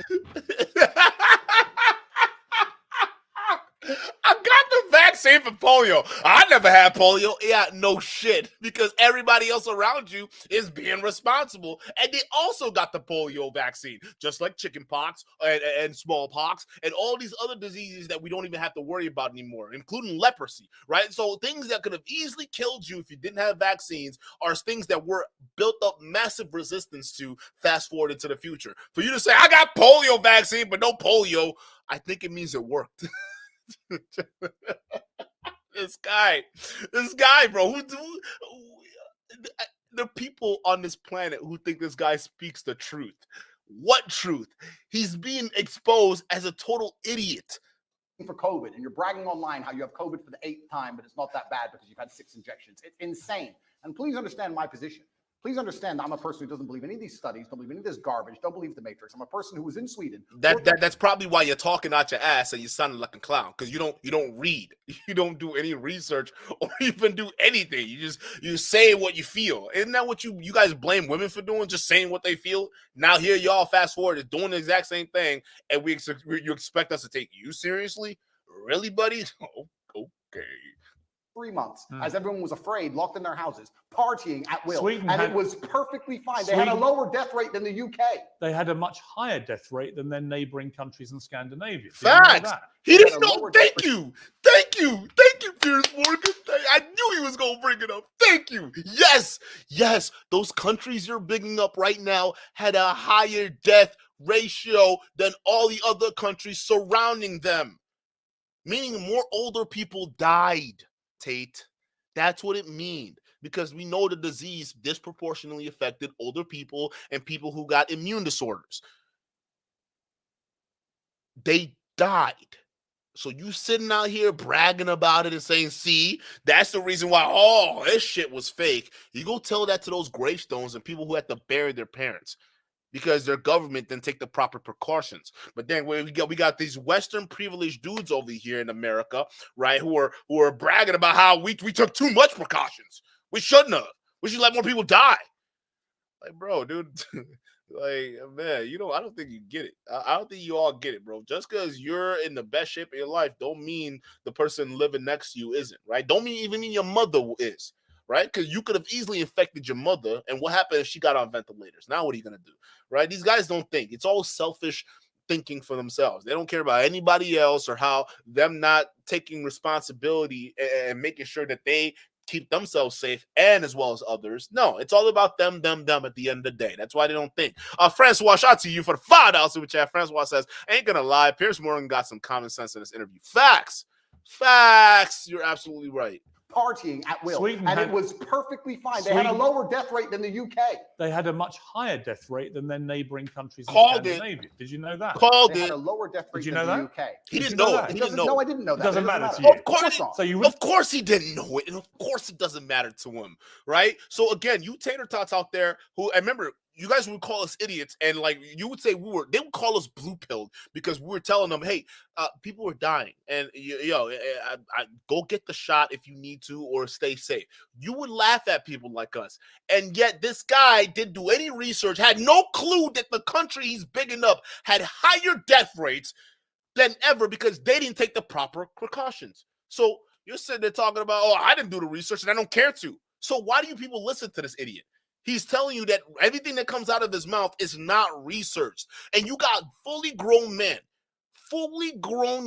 all right? You got all these guys who are following him like he's some kind of like guru or genius or whatever. He doesn't research anything. He's a total egghead, a moron. Listen to this. He doesn't research anything. He doesn't even care for it. He just says it because it feels nice for the day. That's what it is. If he's willing to do this and he'd be this careless about it, imagine what else he's been super careless about throughout his entire life. And you expect us to take him seriously? The fact that you tater tots take him seriously, oh God, it's a big problem. I don't think you understand how big of a problem that is. Compare them to their immediate neighbors. You'd only compare them to a country in the UK. If you think lockdowns worked, Piers, I think lockdowns were only acceptable as an immediate panic move, which it was, before there were vaccines. The moment they had a successful vaccine program that worked, then there was no justification for further lockdowns. You're a very important person, and you're very well respected. I'm not important. I'm a journalist. No, you're very important, and you're very well respected within the UK, and you've been famous for a very long time. Were you invited to the party at Downing Street, or were you not in that? No. No? Well, that's a shame. And I thought the see, because if you would have been invited, that would have worked right well with your narrative, now wouldn't it? They seemed very concerned about COVID on the TV, And by the way, they didn't seem to give a shit as soon as the TV was on. I thought that was disgraceful. And I thought Boris Johnson and the people working at Number 10 who were having those parties, when I had friends of mine who were literally... Didn't Boris Johnson get COVID too? Hey, Chad, wait, am I wrong? Wait, I thought I saw something in the news where Boris Johnson had COVID himself, right? So again, this guy, he knows nothing. Saying goodbye to their mothers on FaceTime on their phone because they weren't allowed in to see them. I knew people in care homes where it ripped through and killed a third of the people in the home in 2 weeks. And the desperation that people felt. I had a cousin who lost his father who couldn't go and see his dying wife and so on. It's disgusting. There were terrible stories. It's criminal. Terrible stories. It's disgusting. So let me ask you a question as a professional, because we're both adults and we're both very smart. As a professional, no. I think Pierce is smart. I think you're an idiot. Is more likely that the government believed COVID was deadly and everybody should be truthfully afraid and locked in their houses, but because they had this spirit inside of them and they couldn't resist the idea of a party, decided to risk their lives to party, or they lied on the television trying to scare everyone and enslave them and lock them in their houses, knowing it's garbage, knowing it's a lie, and not caring, and had a party behind everyone's backs so they didn't think they'd get caught. Where's the enslavement? I'm sick and tired of you right-wingers talking about they're trying to control you, they're trying to slave you. It seems like we're all living pretty well to me. Even though there's a minimal amounts of COVID still out there, people are living their lives like normal. Matter of fact, Thanksgiving is coming up. People are going to be spending out with their families now. What are you talking about?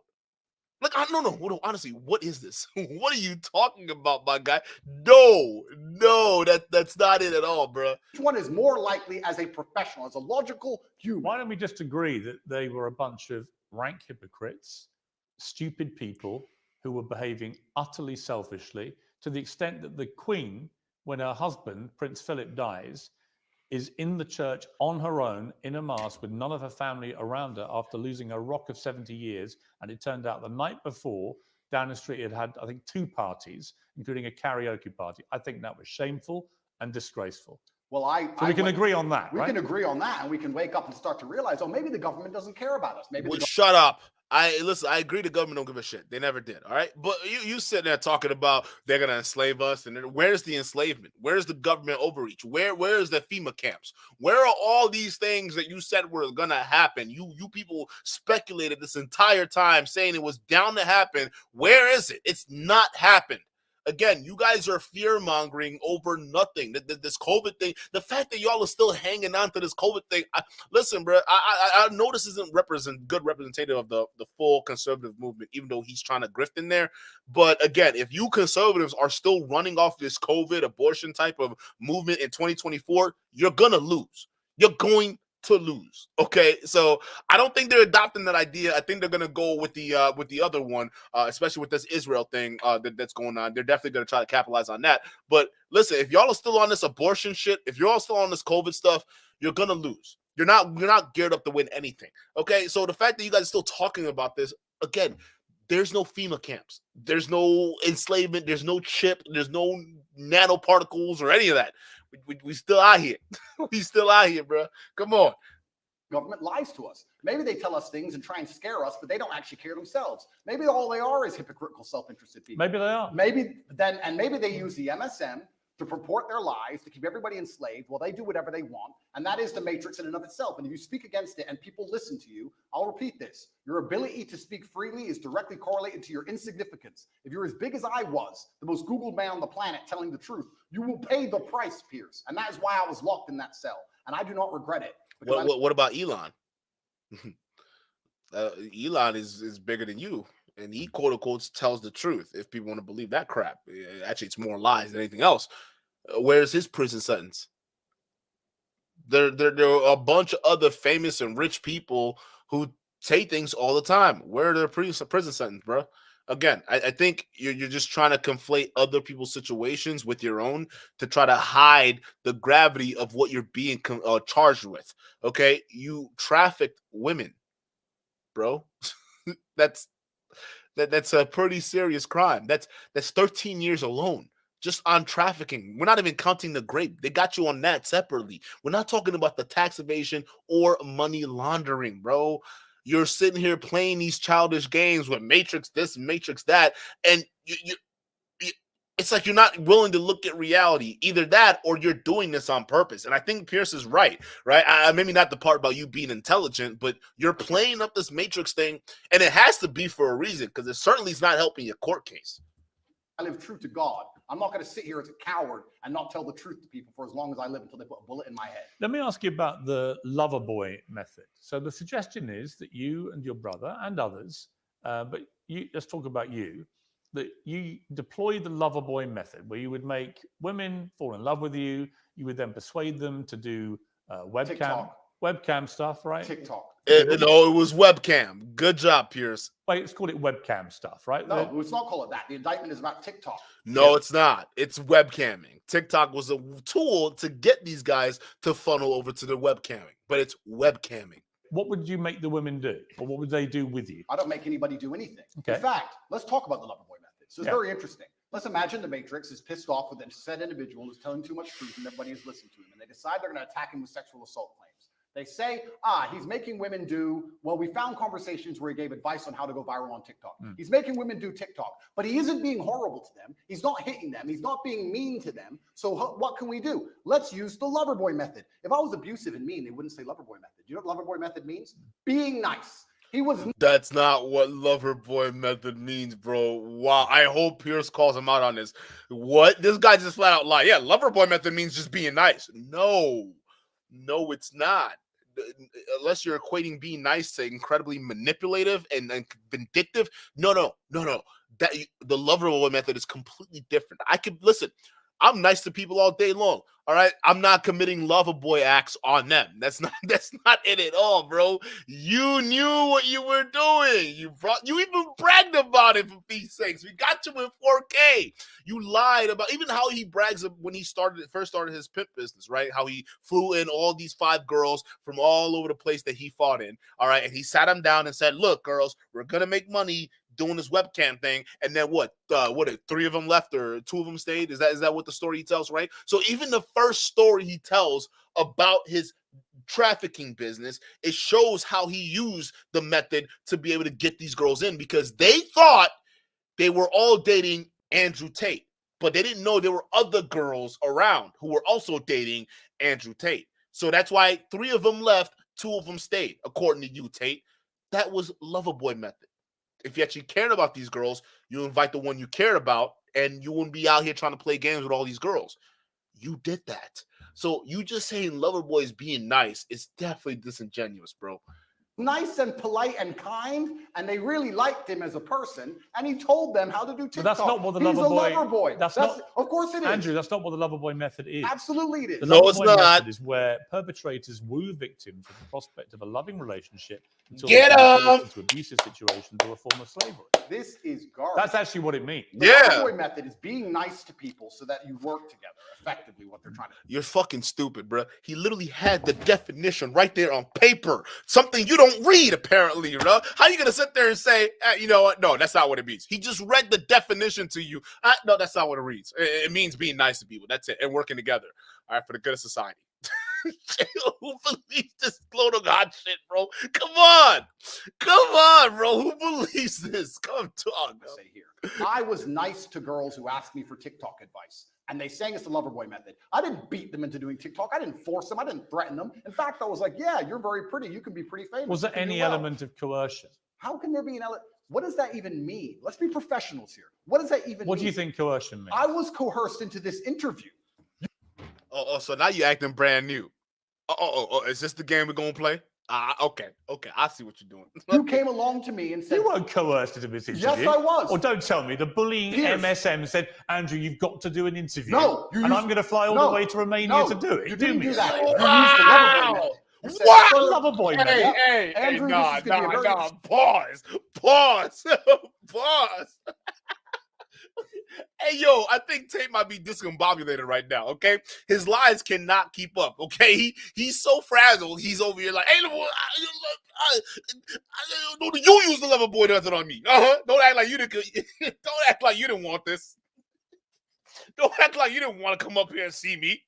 If anything, I would say you were doing the lover boy on me. That's what I call it, right? My man is he's so frazzled because you could tell no one's really pushed back on his claims before. Listen, this same lover boy method was brought up with Candace Owens. Candace Owens did not push back at all. And we see the minimal amounts of pushback that Piers Morgan did. And you see how he's flopping all over the place.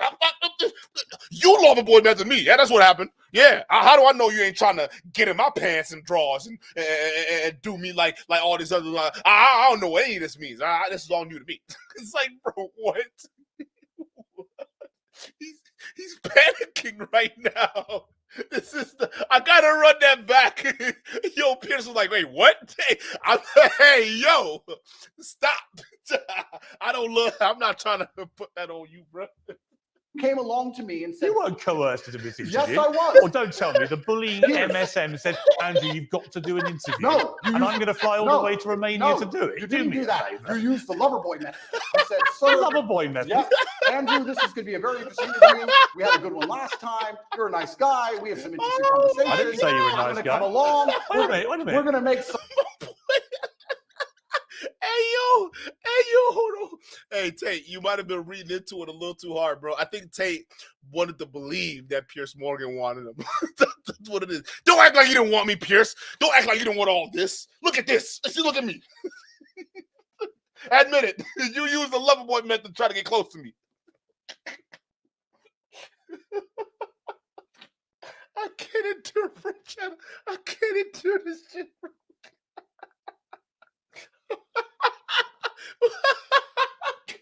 My man literally just said, look, you're trying to seduce me. That's what it is. You tricked me to fly you out here to do this interview. I'm going to take a breather, chat. I need to breathe. This is crazy. Some money for this interview. Wait a minute. Money will be made from both sides. Wait a minute. Lover boy me. Wait a minute. Stole the profit. Just to be clear, I've had no conversation with you about this interview. And the conversations I've had with your intermediary were very professional. And I said, I would like to do an interview with you. Were you nice? I'm always nice. Lover boy. You can't believe you used niceness to lover boy me because this is a profitable enterprise and I was coerced here. Bro, he didn't even talk to you personally. What are you talking about, dude? No pretense that I've come all the way from London to Romania to interview you because, yes, I want to do it on my show and that will clearly benefit me and my show. Am I a full-grown consenting adult who decided to do this idea, show? yeah, but you're not being coerced into doing Am I a full-grown consenting adult who decided to do this show? You got lawyers sitting right behind him right now. Okay, ready to end this interview if he goes too crazy. What are we doing, Tate? Stop it. Okay, so I wasn't coerced, correct? But what's that got to do with what I've asked you? Because you were nice to me and you're saying that I wasn't nice to you. I didn't even talk to you. Being nice is the lover boy method and that adults have no personal responsibility. And I wasn't nice to someone. They become your slave. I wasn't nice to you. And I didn't call you a nice guy. I feel lover boy. I feel lover boy. Do you? I'm sorry. Well, I'm sorry. It's fine. You had a website. You know what it is? I think it's the way you looked at him, Piers. You were giving him mixed signals. He really thought this interview was going to go somewhere. Oh, my God. I can't believe he just tried to... He tried to really flip that on Piers Morgan. Did this guy really try to flip it on Piers Morgan? Again, this is what happens when these internet bozos run up to people who actually have logic in their minds, okay?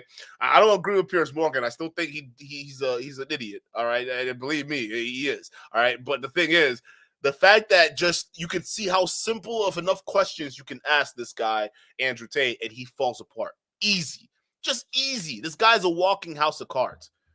Hustlers University, offering courses teaching husbands and boyfriends how to get their partners into webcam. Absolutely false. The Hustlers University, which you can go to now, actually, we've changed the domain. It's university.com, is a school which teaches modern wealth creation methods. We teach people how to make websites. We teach people e-com. Why did you call it? Y'all are still teaching e-commerce? Really? It's 2023 and you're still teaching e-commerce? It's so fucking outdated right now, bro. Like, are you really? Really, dog? Just admit you're stealing these kids' money. Just admit it, Tate. Why did you call it a PhD pimping hose degree? No, you're talking about an old video which was made satirical. Why did you call it? No, it wasn't a video. PhD was a whole domain, web page, course, and everything. Okay, you were pretty proud of that name. You fucking dweeb. Oh, that was satire. Of course it was. 9 years ago, the internet was a very different place. And if you're going to sit here and say, oh, 9 years ago? No, it wasn't 9 years ago. That PhD interview you did was not 9 years ago. What are you talking about? That was 3 years ago you did that. You said stupid things on the internet. It's not a gotcha moment because every single person has. So have you. No, but you'd be very... So have you, because you advocated for the vaccine, sir. So yeah, you said absolutely. stupid things on the internet. Yeah. Like, that's how things go. It's satirical. I also said I'm an astronaut. Do you believe I've been to the moon? Because I haven't, believe it or not. Hustle University teaches children how to make websites, and there's only one reason I'm asking you. Advice. Only reason I'm asking you. You've repeatedly said in interviews since you were arrested that you have never categorized yourself as a pimp. You don't think you're a pimp, right? Well, what about all the rappers? Did you ask Ice Cube if he's a pimp and a murderer? What is these yo, this dude is deflecting all these goddamn questions like Goku deflecting key blasts out here. Like, what are you doing, bro? Like, it's so obvious. Just answer the question, Mr. Tough Guy. All right. Now what about all these rappers, huh? What about them? Didn't you have a rap video at some point? Did you have a rap video? Aren't you a rapper? Like, come on, bro. This is crazy. I'm not Jay-Z sold crack. I'm not interviewing them. I'm asking you whether you have at any stage in the last 15 years been a pimp. Of course I've not been a pimp. I've said I'm a pimp. I've said I'm an astronaut. Chat. Yo, chat, I love this. I ain't gonna lie, bro. Seeing Andrew Tate desperate brings joy to me, genuinely, okay? It's just funny as hell, bro. Hey, listen. It's like, hey, did you call yourself a pimp at some point? Jay-Z sold crack! It's like, huh? Yeah, I saw it. Yo, man, this is too much. This guy is deflecting too much, dog. Yeah, all these rappers. He's pointing at everybody, bro. You need to be pointing right here, right smack there, here, bro. What are you doing? This is crazy. I said I'm a cowboy. I said I'm the strongest man in the world. I've said I'm James Bond. Throw me in jail. Are you just put me in jail? Okay, I deserve it. 9 years ago, I made a joke on the internet. So here's my question: Are you? It was 3 years ago. It wasn't 9 years ago. Stop lying. And he's repeating that. And I hope Piers Morgan calls him out on it. I don't think Piers will. But again, this is how these little freaking white lies he's able to skirt the whole narrative through. Are you a fantasist? I'm not a fantasist. Do you have a persona that's just not you? Of course not. I am me. Well, if you are you, why would you repeatedly call yourself a pimp and then now say you've never been a pimp? And also, why even replicate your personality online and then shotgunning out for people to see? And then once we see it and accurately judge it, then we react. And then we react, you're like, oh, wait, you guys are reacting to that person? But that wasn't really me. So, okay, which Andrew Tate are we looking at here? Are we looking at Andrew Tate who's lying and trying to play everything up for clout? Or is this the real you and you're really a degenerate scumbag? Either way, you're still going to prison. I don't care what you call this, bro. If this is the real you or the fake you or whatever what it is, you're still going to prison because you are charged with these things and they have evidence of it. Are you going to sit here and say that because I've once said, oh. I'm curious whether if you're trying to say to me, you didn't mean any of the things you said. So I'm asking myself, well, why should I believe anything you say now? In other words, is what you say actually what you mean? Is Andrew Tate real? Or do you have a complete persona that you've fueled for money that has nothing to do with the real you? I don't know. You tell me. I exaggerated on the internet 9 years ago for comedic effect. It wasn't 9 years ago. He keeps repeating it because he knows Piers Morgan hasn't called him out on it yet. And Piers Morgan probably wouldn't. So and he knows that instinctually. That's why he's saying it. It's not 9 years ago. It was 3 years ago. Especially that interview where you were bragging about the pimp and hose degree. That wasn't even 3 years ago. That was even 2.5 years ago. It was all of these videos were recent as hell, bro. So you sitting there acting like that was the old me, not me. I'm different now. Okay. Which Andrew Tate are we dealing with? Because some of these charges were from 2022. That's last year, bro. That's last year, dog. Like, we not even done with 2023 yet. It was last year, bro. Come on. Stop it. Stop it, bro. Polo Bear, shout out to you for the $5 super chat. Shout out to you. Polo Bear says, I'm the Matrix. I'm the Walrus. Kuka Kuchu. Beatles. Tater is a menstrual disaster. Yeah.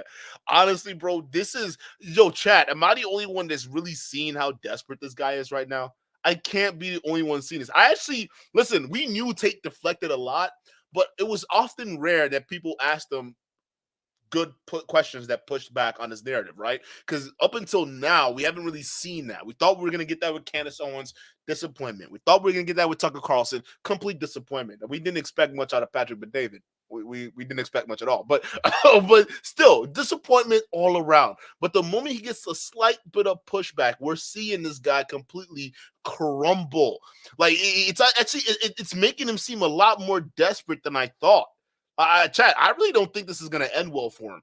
I mean, I've been saying this, but now I'm just like, it's a bona fide fact for me, right? Because it's like, yo, come on, bro. The amount of deflections you're putting out here, you're not being direct. The whataboutisms is going crazy, right? The ad hominems, all these different things, right? You answering a question with another question. It's really starting to get deceptive, bro. If anybody had a brain, they'd probably stop, think, and wonder what the hell is going on here. What's he trying to hide? I'd walk into a nightclub and there'd be girls at my table, like every other man who walks into a nightclub, and I'd say, pimpin'. Oh no, put me in jail. 93 days was not enough with the cockroaches. I should go back. This is a matrix attack, Piers. Every single person, every single man out there has done things worse than I've done. In fact, I will argue, if you put 99.9% of men through the level of scrutiny I've been through by multiple federal agencies, you will find a lot worse than him saying he was a pimp on the internet 9 years ago. You will find actual genuine crime. And I've done nothing. I live true to God. This is all garbage, and it's not real. Like I said to you, I don't know if you're guilty or not. I do. Okay. And I am not guilty. No, but this idiot says he lives true to God. Who believes that? Living true to God by pimping girls, lying to them, preventing them from leaving by taking their passports and other identification they're going to need to travel. That's the example of a godly man. Hey, bro, I don't know what kind of God you're talking about, but it ain't one of these religions out here, either Christianity or Islam. I don't know what you're talking about, bro. But you ain't living by either of that. I'm looking at you right now, haram all over the place. Haram, haram, haram, my boy. All right, even your goddamn goatees are goddamn haram. Okay, it's all haram. So again, what are you talking about living by God, bro? Because you'd be completely different right now if you were. It's not real. Like I said to you, I don't know if you're guilty or not. I do. Okay. And I am not guilty. No, but it's a matrix attack. I want to be clear to you. I'm not preempting your guilt. I've come here with a completely open mind. You've been charged with serious offenses, but I am not going to judge you because I'm not a judge. This is not a courtroom, right? But it's interesting to me that one of the biggest charges against you is that you're a misogynist. And you've always said, I'm not a misogynist. And the last time I interviewed you, you said, well, I may have said some things that, may have been misconstrued.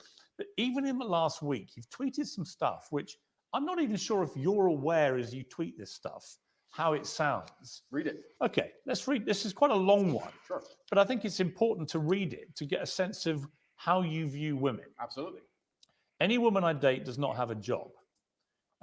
Okay, so the woman you're with doesn't have a job. No. Okay. Do you date other women? Sometimes. And your partner's fine with that? Obviously. Yeah? And you're fine with that? Why wouldn't I be? Well, you think it's fine to be dating other women when you have a mother and I think a we're kid? consenting adults and everybody can make their own personal decisions. Okay. No. Oh, now it's your body, your choice, right? Or you're consenting adults. Hey, stop it. No, we're not trying to hear that because you tried to be a conservative. You remember that, Mr. Tate?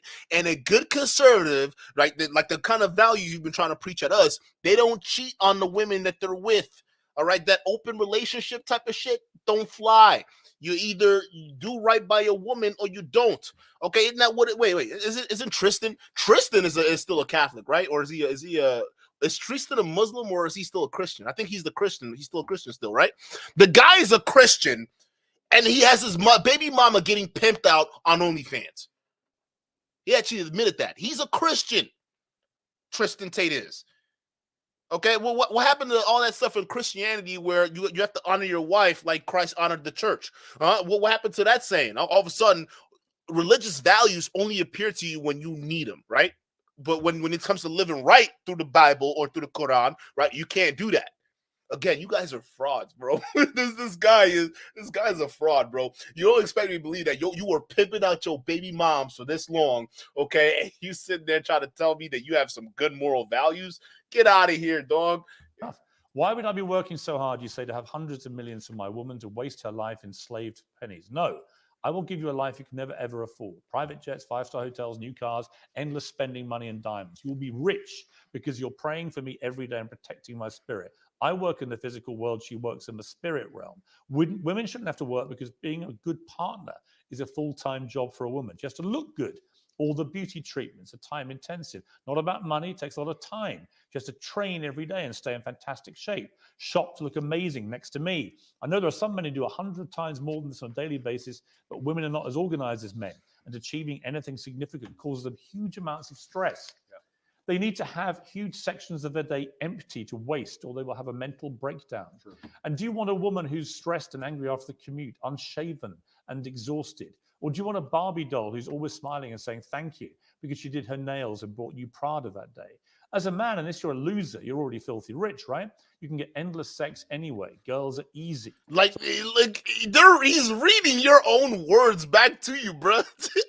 I see why you got them shades on, so we can't see the shame oozing off your fucking face right now. Because all of the stuff you're saying and he's reading off, it sounds horrible. But what can a girl give you? Happiness, vibes, always smiling. Take the edge off a stressful life.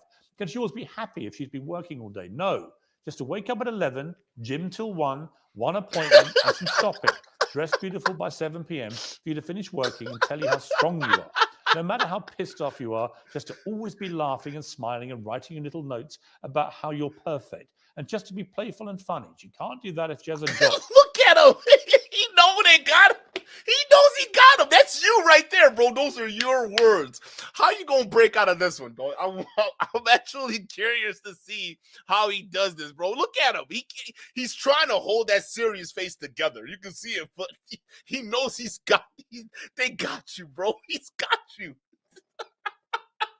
You don't get that shit out of here. Oh, Francois Gros, shout out to you for the $2 super chat. He says he's a walking haram. Facts. This guy's haram all over talking about I live by God. Shut the fuck up, boy.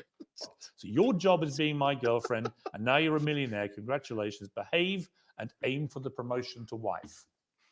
The reason I read all that in detail was I don't think you understand quite how that comes over, because no, he doesn't. That is the purest definition of misogyny I probably ever read. Well, I don't think you understand. One, especially when I'm talking about the fact that women can't handle what men can do, etc. One, it's slightly sarcastic. There's a sarcastic tone. So do you mean any of this? I mean all of it. Any woman I'm with. It's sarcastic. Do you mean it? I mean all of it. Okay. So if you mean it at the end of the day, who cares if it was sarcastic? You still meant what you said. And that's his whole point, is what you said does not come across well to other people who don't share that kind of view about women. Okay? You do. So it comes across very, very weird. You may have said it sarcastically, but if you meant it, then what the fuck does that even mean? You still meant what you said, bro, and it sounds awful. That's the point. I will provide for, because no woman should work. They should spend all day beautifying themselves for you, right? And they might get promoted to wife. This is your job is being my girlfriend.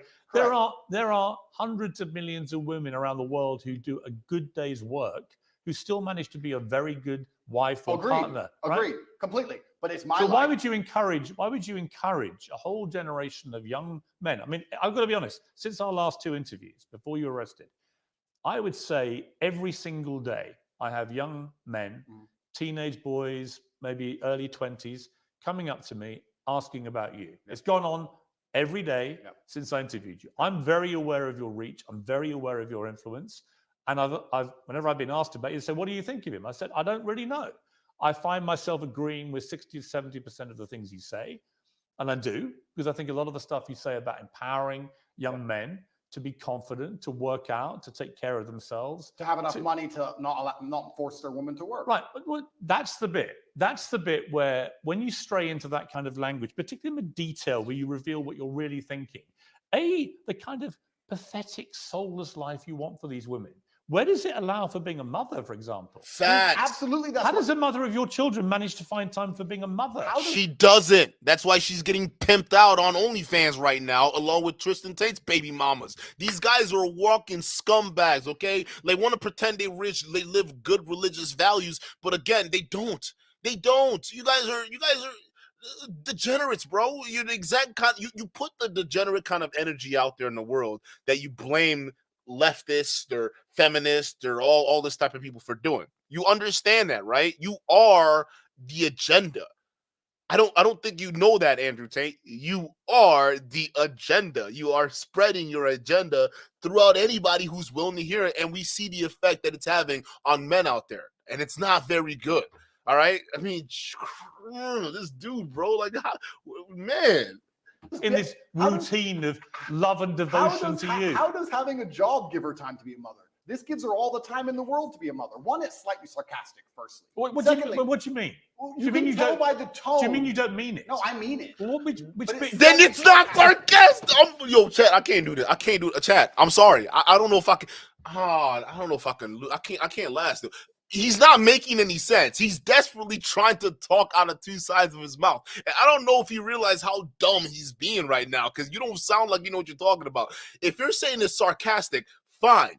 But then you can't then say in the same breath it was serious. It's either you meant it as sarcasm, meaning it's not you, it was a joke to you, or you actually meant everything he read off. And if it's true that you meant it, which it is, because you're saying it, then that means you're guilty of what he's basically trying to say. These words that you've been spreading online for the next generation of men have been appalling and toxic. So if you meant that, you're a scumbag. I don't get how his mind works, bro. I don't what? Yeah, I mean, it's I sarcastic tone. Okay, did you mean it? Yeah. Huh? What? Well, sarcasm means you don't mean it. No, I mean it. But it's then it's not. You're fucking retarded, bro. I'm sorry. Yo, hey, oh my god, this is the guy that's gonna wake you up out of the Matrix. This guy, he doesn't even know what sarcasm means. Oh my god. Oh my god. It's just sarcasm. It's a joke. Do you mean it? Yeah. Then it's not sarcasm. Maybe in his Matrix land, right? Again, if he's this confused about a word, imagine what else in his life is so confusing, right? imagine just what. Oh my God, let's continue, bro.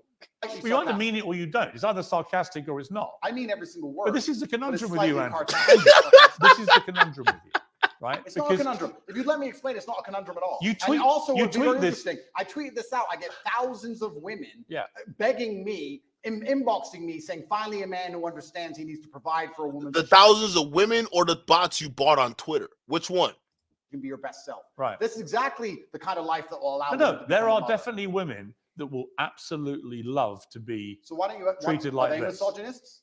No, but what I think they are. It's misandrist. And no, this guy, I don't think he understands words. See, again, this is why you probably need to open up a book at some point in your life, Andrew. All right? Because, bruh.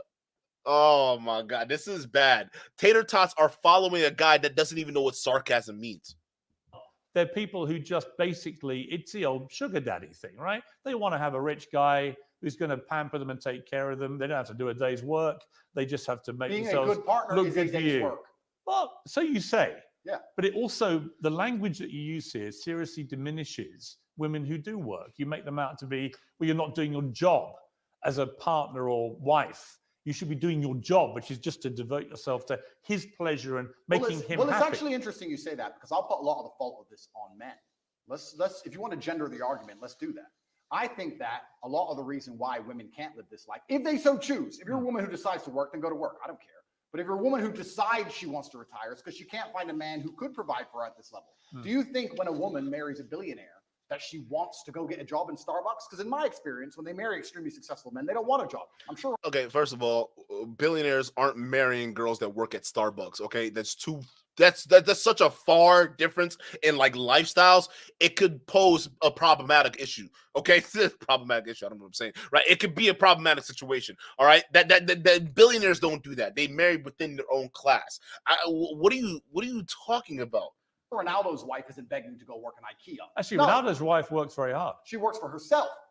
which is different. And her family. Of course. Yeah. Which is different. She's a hard-working woman. Absolutely. Because being a fantastic partner and having a bunch of children is a bunch of hard work. And yeah, but how many women are gonna be finding those guys who are making enough money to be able to sponsor a family and not sponsor, but provide for a family and children, right? We don't have that in society. It's not meant for that. They're not. You see, the examples he's using are billionaires and millionaires. The average person makes 30 bands a year. Okay, that's not that much compared to a millionaire or a billionaire. So guess what? They're gonna have to find people who are in their earnings level or slightly above.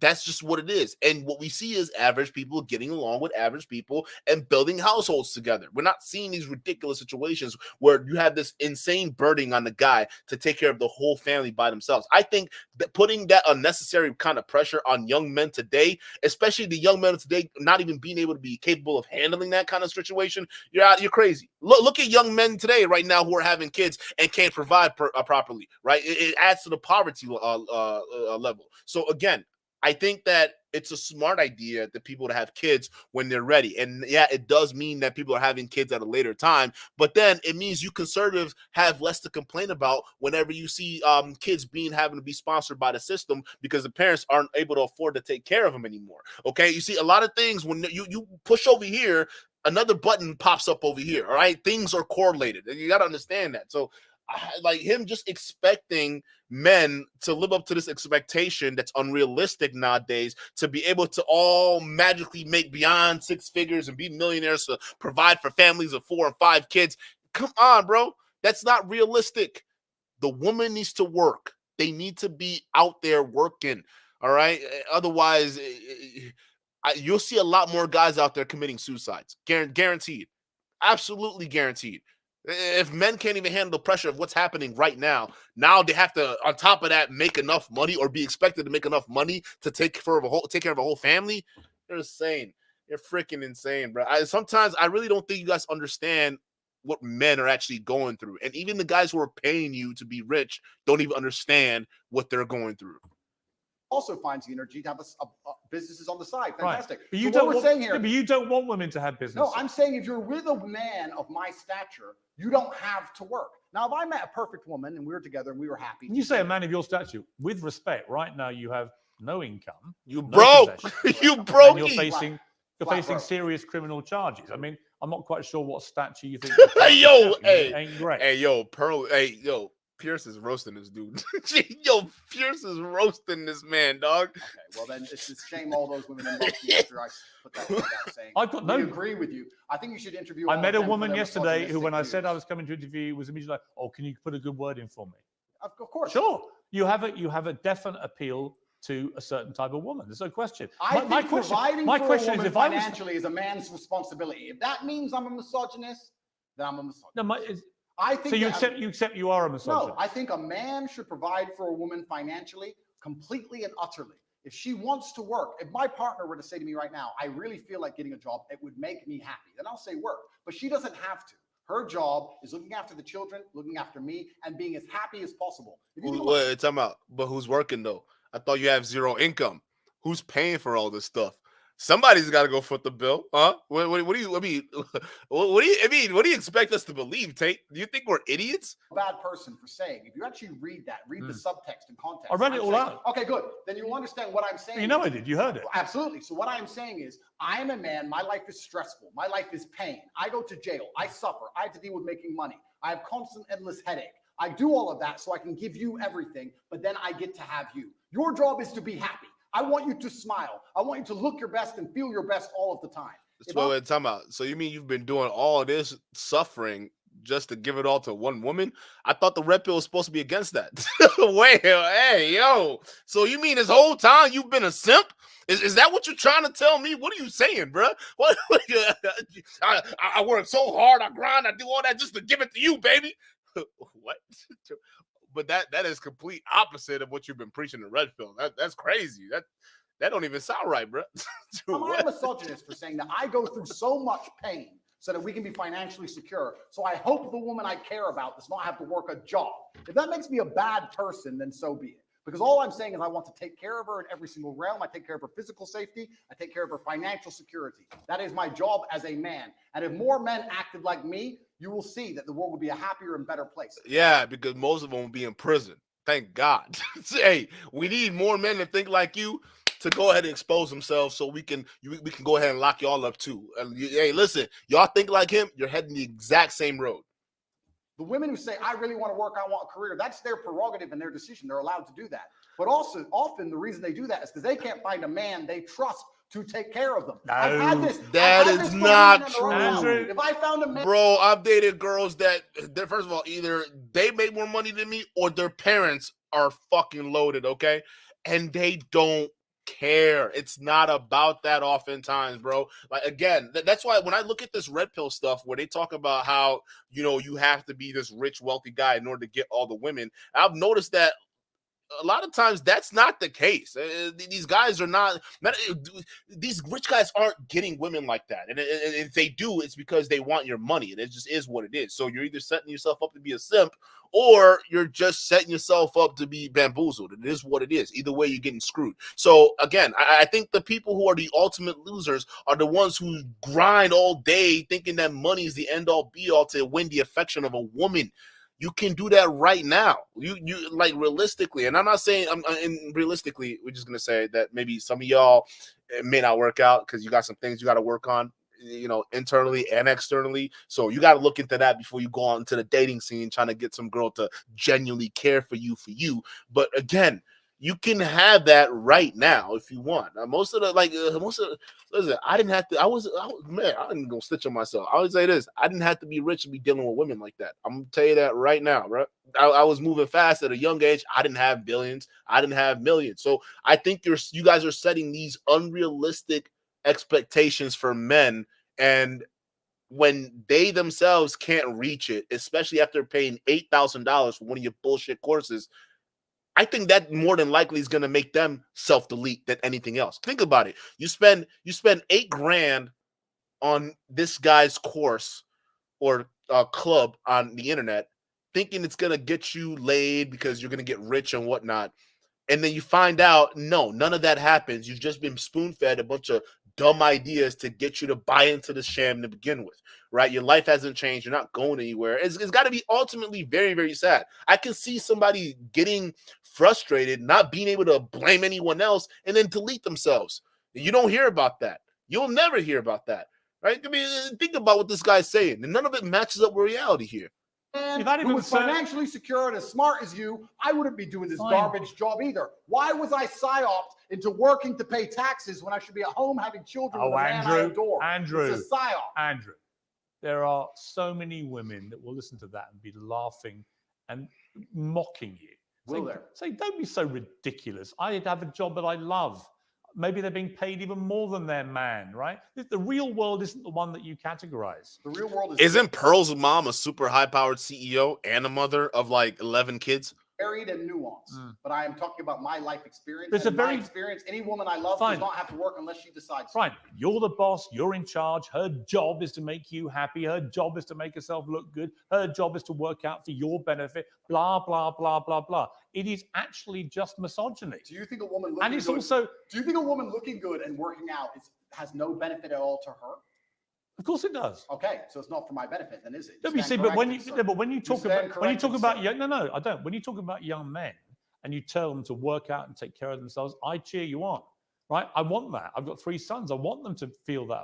Don't you want them to become very rich and successful and have a woman who relies on them and have a beautiful family? No, but I don't want a woman who's subservient to them. Why is subservience? Why is a literally the tone of the tweet I read is subservience? So you did another tweet this week. Men love by telling you what to do and not allowing you to make stupid decisions. We save you from the female inclination to make stupid choices. Yeah, that's dumb. Yeah, bro. Like, you sound freaking stupid even tweeting something like that. Like, what are you talking? What men are you talking about? Like, what men derive joy just from telling a woman what to do? Again, that's not a relationship. That's a slave situation. Piers has a point here. Like, what is this? This is why, okay, men who typically want situations like that are probably abusive. they're probably very, very controlling and abusive. And that's what we're seeing from Andrew Tate right now. Otherwise, again, what is it going to benefit you? What is it going to benefit your kids if your woman doesn't understand how to take care of herself in the real world? Like, what it's not benefiting anybody, because what if something happens to you? Well, guess what, Tate? She's going to take all the money you've been suffering for and move right into the arms of a new guy. Do you know why? Because that's what she's used to now. You know, she doesn't have a job. She doesn't have a degree. She doesn't have anything or any real world skills. She just has your money and she needs a man. So she'll just find another one, right? Because that's typically what you're setting up. A woman with no agency. Is that what you want? Someone that just hops from guy to guy to guy because she doesn't know how to take care of herself because she's essentially, you made her a child. Like, stop it, bro. If you want someone who's also independent, they can work for themselves. If shit hits the fan, you know that they can take care of the kids. The kids will be fine. And the first thought in their mind isn't jumping into the arms of another man, which is what you incels care about the most anyways. Like, I don't get it. You're setting yourself up for the scenarios you absolutely are scared of. If a man isn't giving you instructions, he doesn't love you. If you won't listen to a man's instructions, you don't love him. The whole language is so ridiculous. Let me change the language then. Well, you tweeted this to 8.2 million people. Correct. So let me say this. A father loves, let's say instead of a man loves, let's say a father loves. A father loves disciplinarian. That's how a father will love you. A mother will say, oh, I hope you're happy, hope you're doing okay. But a father will come along and say, no, don't do this. You must do it that way. That's incorrect. It has to be this way. A father will discipline you because a father feels he knows best for you. It's the masculine essence of love. When a man loves, he shows that he cares via degree. And there is a massive difference between a relationship between a father and a child and between a man and a woman in a relationship. No. There's a reason why. Again, there's a reason why Tate is describing that and between comparing a relationship between a husband and a wife, or a man and a woman, between a man and a child, because that's how they view women. They see women as kids. That's why I said that in that statement before. I said they really want kids with no agencies, essentially. People who can't take care of themselves, adult toddlers. Okay, that's essentially the scenario you're setting yourself up for. So these guys, I think, genuinely see women as children. In fact, I've heard some people in the red pill compare or make that comparison before. So it's just one of those things that, listen, Piers, you're onto something here. He genuinely thinks women are children. That's why he says they can't do things by themselves. That's why he says that they need a man in order to make decisions and things like that. Whereas he's talking about a father and a son. That's a completely different relationship, dog. A father isn't. Listen, you're not getting to know your son on an intimate level like you would your wife. So it's a completely different thing. And you're not there to be your son's friend. You're not there to be your son's lover. You're there to be your son's father, meaning you have to separate yourself. All right. You have to be that role, just like the mother plays her role. So again, his ideas that he's trying to conflate it with just doesn't make any sense. And I'm not sure you quite get No, that. there is a difference. But I would argue, Piers, in the happiest relationships, it's a traditionally masculine role in which the man plays and provides. The female is traditionally feminine. The man is the head of the house, not in an abusive way, doesn't beat her up. I'm talking about the man being the head of the household, like I would like to believe you're the head of your household. And he comes along and says what happens and what doesn't happen because he's the man of the house. No, that's not. That's actually not how most households operate now. Well, then it sounds like we understand why the entire world's a mess. Because you're fucking stupid. Oh my god, I'll chat. I got a headache. I don't know if I can make it, bro. I'm gonna be real with you. Like, he is so exhausting. How does that even mean that? No, the world isn't fucked up because of that. Okay, it's.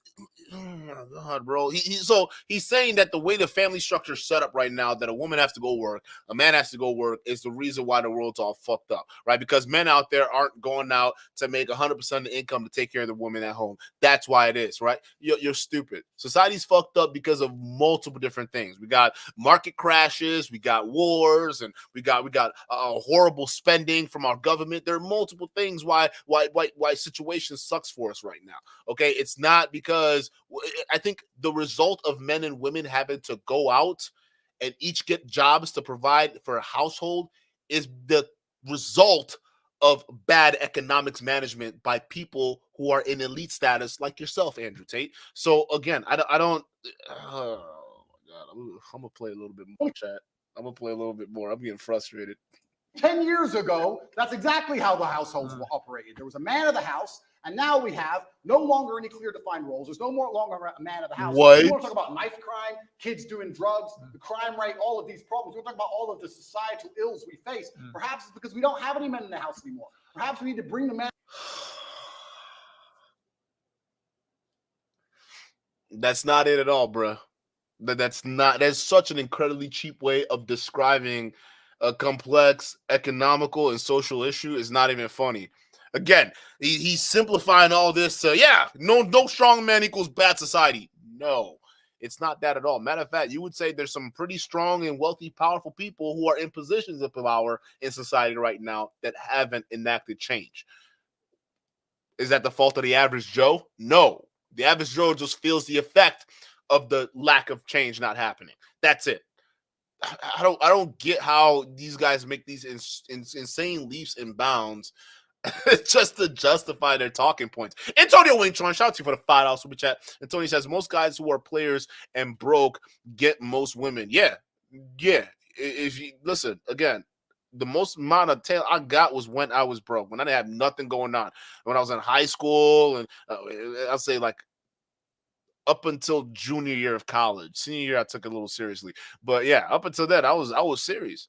I was out here just playing around and, dealing all that stuff like that because you got time on your hands. You got nothing else going on. But then when you get responsibilities, it's something different, right? That's why the busier you get, the less time you have for, going out and trying to do stuff with women and stuff like that. It's just because you ain't got the time no more. So it's a trap. These guys who are selling you these courses to get rich, it's all a trap, bro, because you're going to try to get rich, and you notice when you get there, the women aren't going to come flocking to you. That's not how that works. I hope you know that. You can still be rich and be a lame at the same time. That's still a thing.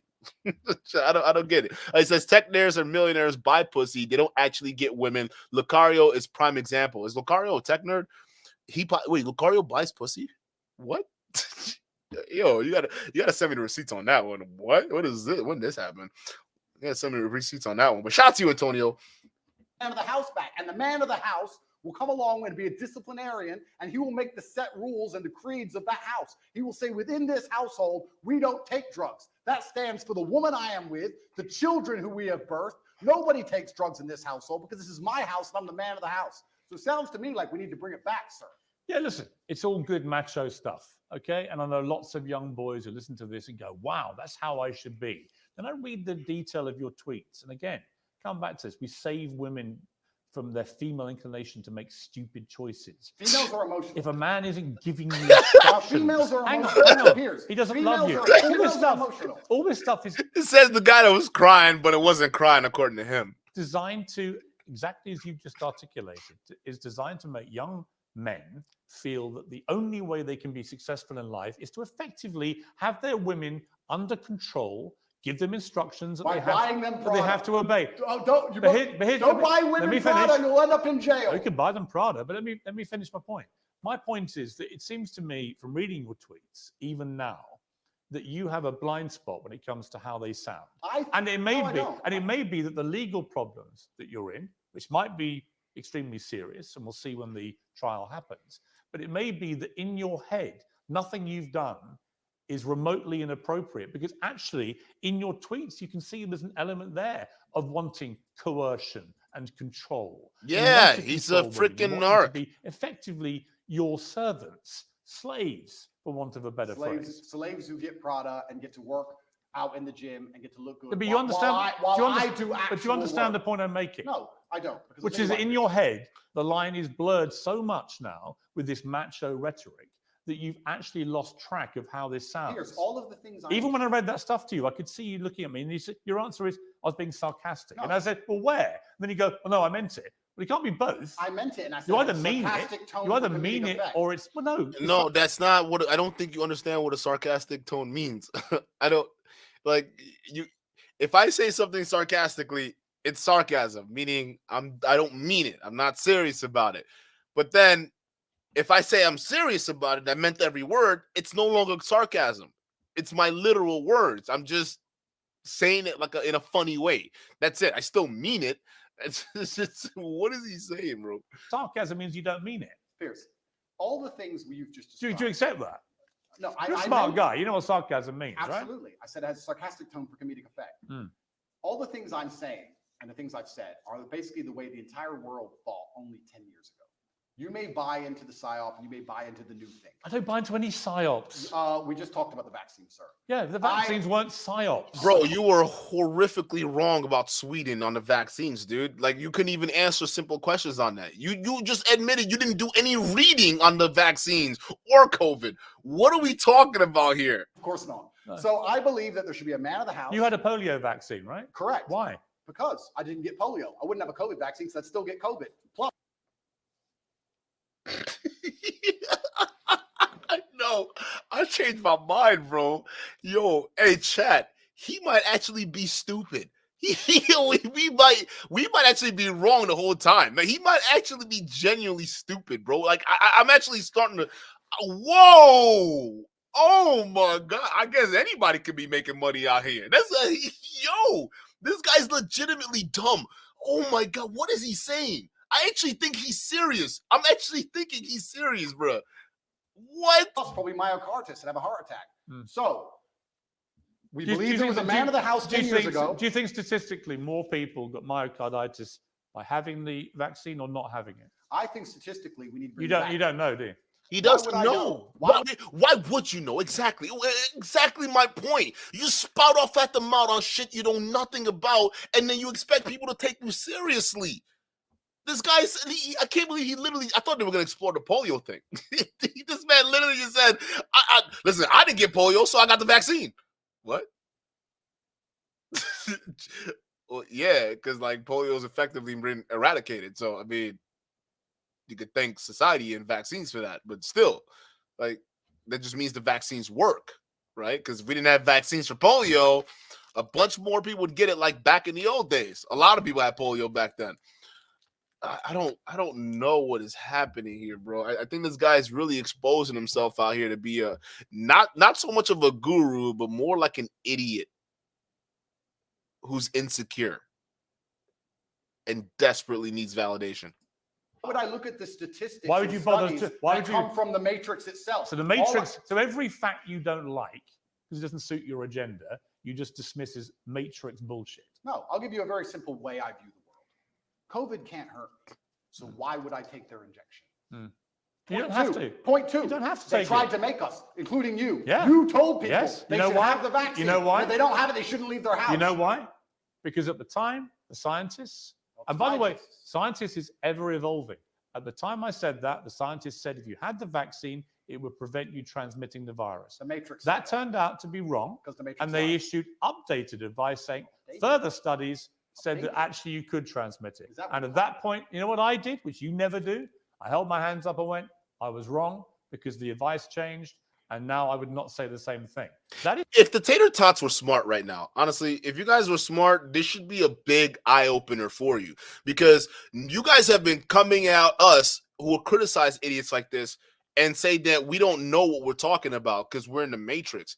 Yet this guy, he's just admitted in this 50 minutes into this hour segment over here, all right, he admitted he done no research about the claims he's been making. He's never even bothered to read anything. He's just been saying all his worldview based off of how he feels about it. Okay, you've been following a man whose factual worldview, according to him, is based off of his feelings. He doesn't actually do any research. So where do you guys get the balls calling anybody else out that criticizes dumb fuck over here? No, let's be real. Like, I can't believe, like, y'all tater tots had the balls to come talk about anybody else criticizing him. This guy doesn't know what sarcasm means. He's a complete tard. What are we doing here? He's bigging up Sweden and talking about, like, hey, they didn't have any vaccines or not vaccines, quarantine mandates, okay? And look, Sweden was fine. Yeah, they had a bunch of people die compared to other European countries. What are you talking about? Do you research that? No.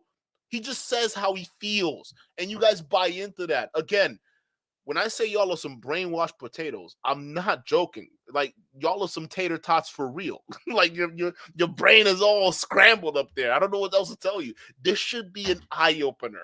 Wake up. Your daddy or leader is an idiot. He doesn't do any research, fact-checking, nothing. So that should get you to think, right? If he's unwilling to even do something as fact checking something like COVID, who he's been so passionate about telling you there's a conspiracy all over the place for. Okay. You think he'd be passionate enough to tell you the truth about his indictment or what his charges actually are or what he's going to be facing? No, he's not going to be honest about that. This guy is a pathological liar through and through, bro, and he's stupid. I think there's a lot of things going up there in his head, bro. Like again, he might be like one of those legitimate head cases that probably is really crazy in real life. Like maybe he is. This is actually him, and if this is him, he's definitely, he needs a therapist. There's something wrong. Something is wrong here, bro. It's called actually evolving opinions when facts change. That's actually how a civilized democracy works. Oh, is it? We live in a civilized democracy, do we, sir? I actually would argue that point with you for a very long time. I don't think we live in a civilized democracy. Another point I want to make here: if I had cancer, or if I was at threat of a genuine disease which could actually harm me, would the NHS text me 10 times a day trying to get me treatment, or would I be sitting there waiting for 8 months to get an appointment? They wouldn't care about me and they'd let me die. So the fact that they will endlessly text me and try and beg me to get this poison should have been an alarm bell for anybody with a brain. Actually, I like how he just ratchet up his emotions every time he's talking about a personal experience. Like that's gonna win you some debate brownie points. You still sound like a bozo, bro. You don't know what you're talking about. And the fact that you're overly emotional about this just means that it just confirms everything that we know. You're not actually rebuttaling any of Pierce's points with evidence. You're just rebuttaling it with emotions and personal experiences. That's it. And just because you get loud and serious doesn't make you right. I'll tell you what the NHS sent me. I'm a 58-year-old man. In the last few months, they've sent me one about a flu jab, which I'm going to have, because I think it stops you getting flu, and flu's nasty. A COVID booster, which I won't have. I think I've had enough of those. I'm fine with that, thanks. They sent me one about having a check for bowel cancer, which I've done and came back negative, and so on and so on. The NHS texting system is for our benefit. You don't have to do it. No one's holding a gun to your head. The Matrix isn't saying, if you don't have this, Andrew Tate, we're gonna do something to you. Do you have any idea? You've not been treated in Romania by their system because of anything to do with COVID vaccines. And your attempt to try and persuade people that that's the case is ridiculous. And Thank you. Oh my God, Piers, fry his ass up. It's so ridiculous, and at this point, cringe. You know it's ridiculous. Do you have any idea how difficult it was to remain unvaccinated, Piers? Let me tell you from somebody who was unvaccinated and traveled the world. Do you have any idea how difficult that was actually to do? Yes, because countries have border controls. Oh, because they tried to force everybody. So to sit and say they weren't trying to force, you know what they did? They said, come get the COVID vaccine. It's good for you. It's going to help. They tried to coerce you by being nice. They tried to lover boy everybody. You're stupid. That's not what lover boy means. Okay, shut the fuck up. Yo, what? Yo, first Piers Morgan was pulling the lover boy method, and now it was the U.S. government pulling the lover boy method on old people and everyone else who cared about not getting COVID. Really, Tate? Is this the angle you're going with this? I can't believe people take this guy seriously. I actually don't. I can't believe this. This is just too good. It's too good in a couple ways. Like I'm just now actually realizing, and Chad, I don't think you understand the significance on this, right? Because up until now, I've always thought that Tate kind of knew what he was doing underneath the surface, right? This was all some kind of like play, like tactically speaking, to preserve his image. Now I'm thinking, nah, this dude is for real stupid, bro. He's stupid and crazy. And the dangerous part about it is he thinks he's right. That's what's dangerous, right? Listen, I'm not scared of the loudmouth in the room. I'm scared of the most uninformed person who thinks they're right and is unwilling to change based off of new ideas. That person is most definitely the dangerous person in the room. Guaranteed. This guy, you're looking at him right there. It's crazy. I am genuinely starting to think he's stupid, so arrogant and confident in his arrogance that he's actually dangerous, and that's why he's being locked up right now. They tried to use the lover boy method to force people to get the COVID vaccine. It just came to we need to put all these people in jail. Andrew, they were being nice to people, trying to help them. Unbelievable. Nobody forced you to have it. Did you have the vaccine? Absolutely and utterly not, sir. My principles are not for sale. I would have stayed in my house to the end of human time and sat there as a pureblood, the last one, the last. Congratulations. You had to do that anyways by the Romanian government. So I guess they helped you halfway. Pure blood on the planet before I Andrew, inject myself with poison. You're not making an MGM trailer. Yes, I am, because it's a matter of principle. I am not a farm animal. My blood is mine. It does not belong to the government, and I decide what is in it. Right. See, listen, I figured it out. Because Tater Tots, they're going to look at Tate being very overly dramatic about COVID vaccines right now. And to them, him being this dramatic, it means he's winning, right? But to us regular folks who are watching this, we're seeing a guy throw a tantrum because he can't answer a question and he's desperately trying to deflect. That's what we're seeing this right now. And we're saying, yo, this is crazy. But to the eyes of the Tater Tots, they're probably like, yeah, COVID is bad. And you suck it to him, Tate. You tell him. Oh my God, this is really bad. This is really bad. So you have a polio vaccine, but not a COVID one. Correct. So your brilliant brain has determined that you know more about the medicinal and scientific benefits of individual vaccines. And the polio one, you decided with your brilliant brain, we'll have that. Yo, I'm starting to think, Piers Morgan is low-key roasting this dude. just like the most smooth way too. Yeah, your brilliant brain, and your brilliant brain. You just thought, the COVID vaccine was bad, but you know for a fact that what's in the polio vaccine is good, right? It's in your brilliant brain, bro. Dude is getting roasted nonchalantly. But even though a lot of people, by the way, have had side effects to polio vaccine, did you know that? Yes, correct. Is that the Matrix doing that? No, I didn't say the Matrix gave him the side effect. Oh. I've just told you all the reasons I didn't get the vaccine. Right. You've already described it at length. But you work out with your brilliant mind which vaccines to have. Correct. Okay. Correct. Okay. You realize you can join my email list on CobraTate.com. You can sign up for free, and I'll tell you which vaccines I wouldn't come to you. I thought CobraTate.com didn't exist. When the Romanian government was saying it was a site that existed because you promoted the PhD on it, I thought you said it didn't exist. Vaccine advice. Why, Andrew? Because you have zero experience. I didn't get the COVID one. Advice. I obviously did pretty good. I avoided the poison shot while everyone else got it. So I'm actually pretty proud of my track record. What happens if you're found guilty of the things you're charged with? Let's go. I'm gonna have to go to jail, I assume. What's the maximum sentence you could get? I don't know. You know. I actually genuinely don't. You've never. No, come on. He knows. He knows, Pierce. He knows. Let's get it. The lawyers. It can be between 3 to 8 years. Right. I think. So you do know. I don't know the maximum. But if you were to serve 8 years, having served 3 months, and know how bad that was, could you cope with that in a Romanian jail? Interesting question. Could I cope with it? Yes. Would I be the same afterwards? I'm not sure. What do you think even the 3 months did to you as a man? Well, it was a fantastic test from God to make sure I am the man I say I am, because I think there's a lot of people who speak about masculine excellence who are not the men they say they are. When trouble appears, you often learn that they are nothing but postures. I had nightmares for a very long time. I couldn't sleep. I struggled with certain things. I would check my bed sheets every single night for cockroaches religiously. I had a problem with that.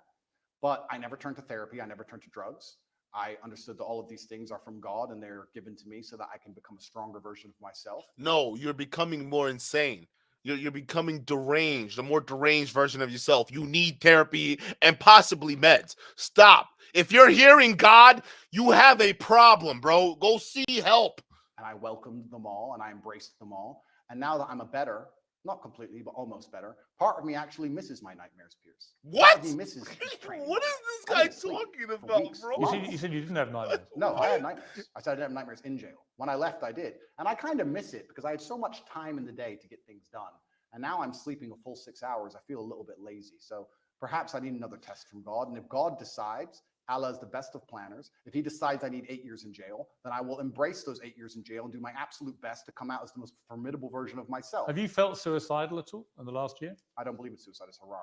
I know, you said that before, but did you feel like you may want to end it all? I would never kill myself under any circumstances. So the day they put that on the news, when they finally take me out, you can know it's a lie. It's haram. It was the Romanian mafia, not the government, that took him out.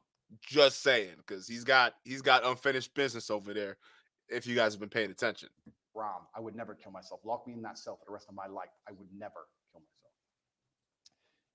While you're under house arrest, you tweeted this: avoid women who go to festivals. They're either on some loser's table who's feeding them cocaine or in a crowd of sweaty peasants because they're a sweaty peasant. Endless Instagram stories screaming and having fun to prove to the world they're worthless. Hard pass, festy hoes.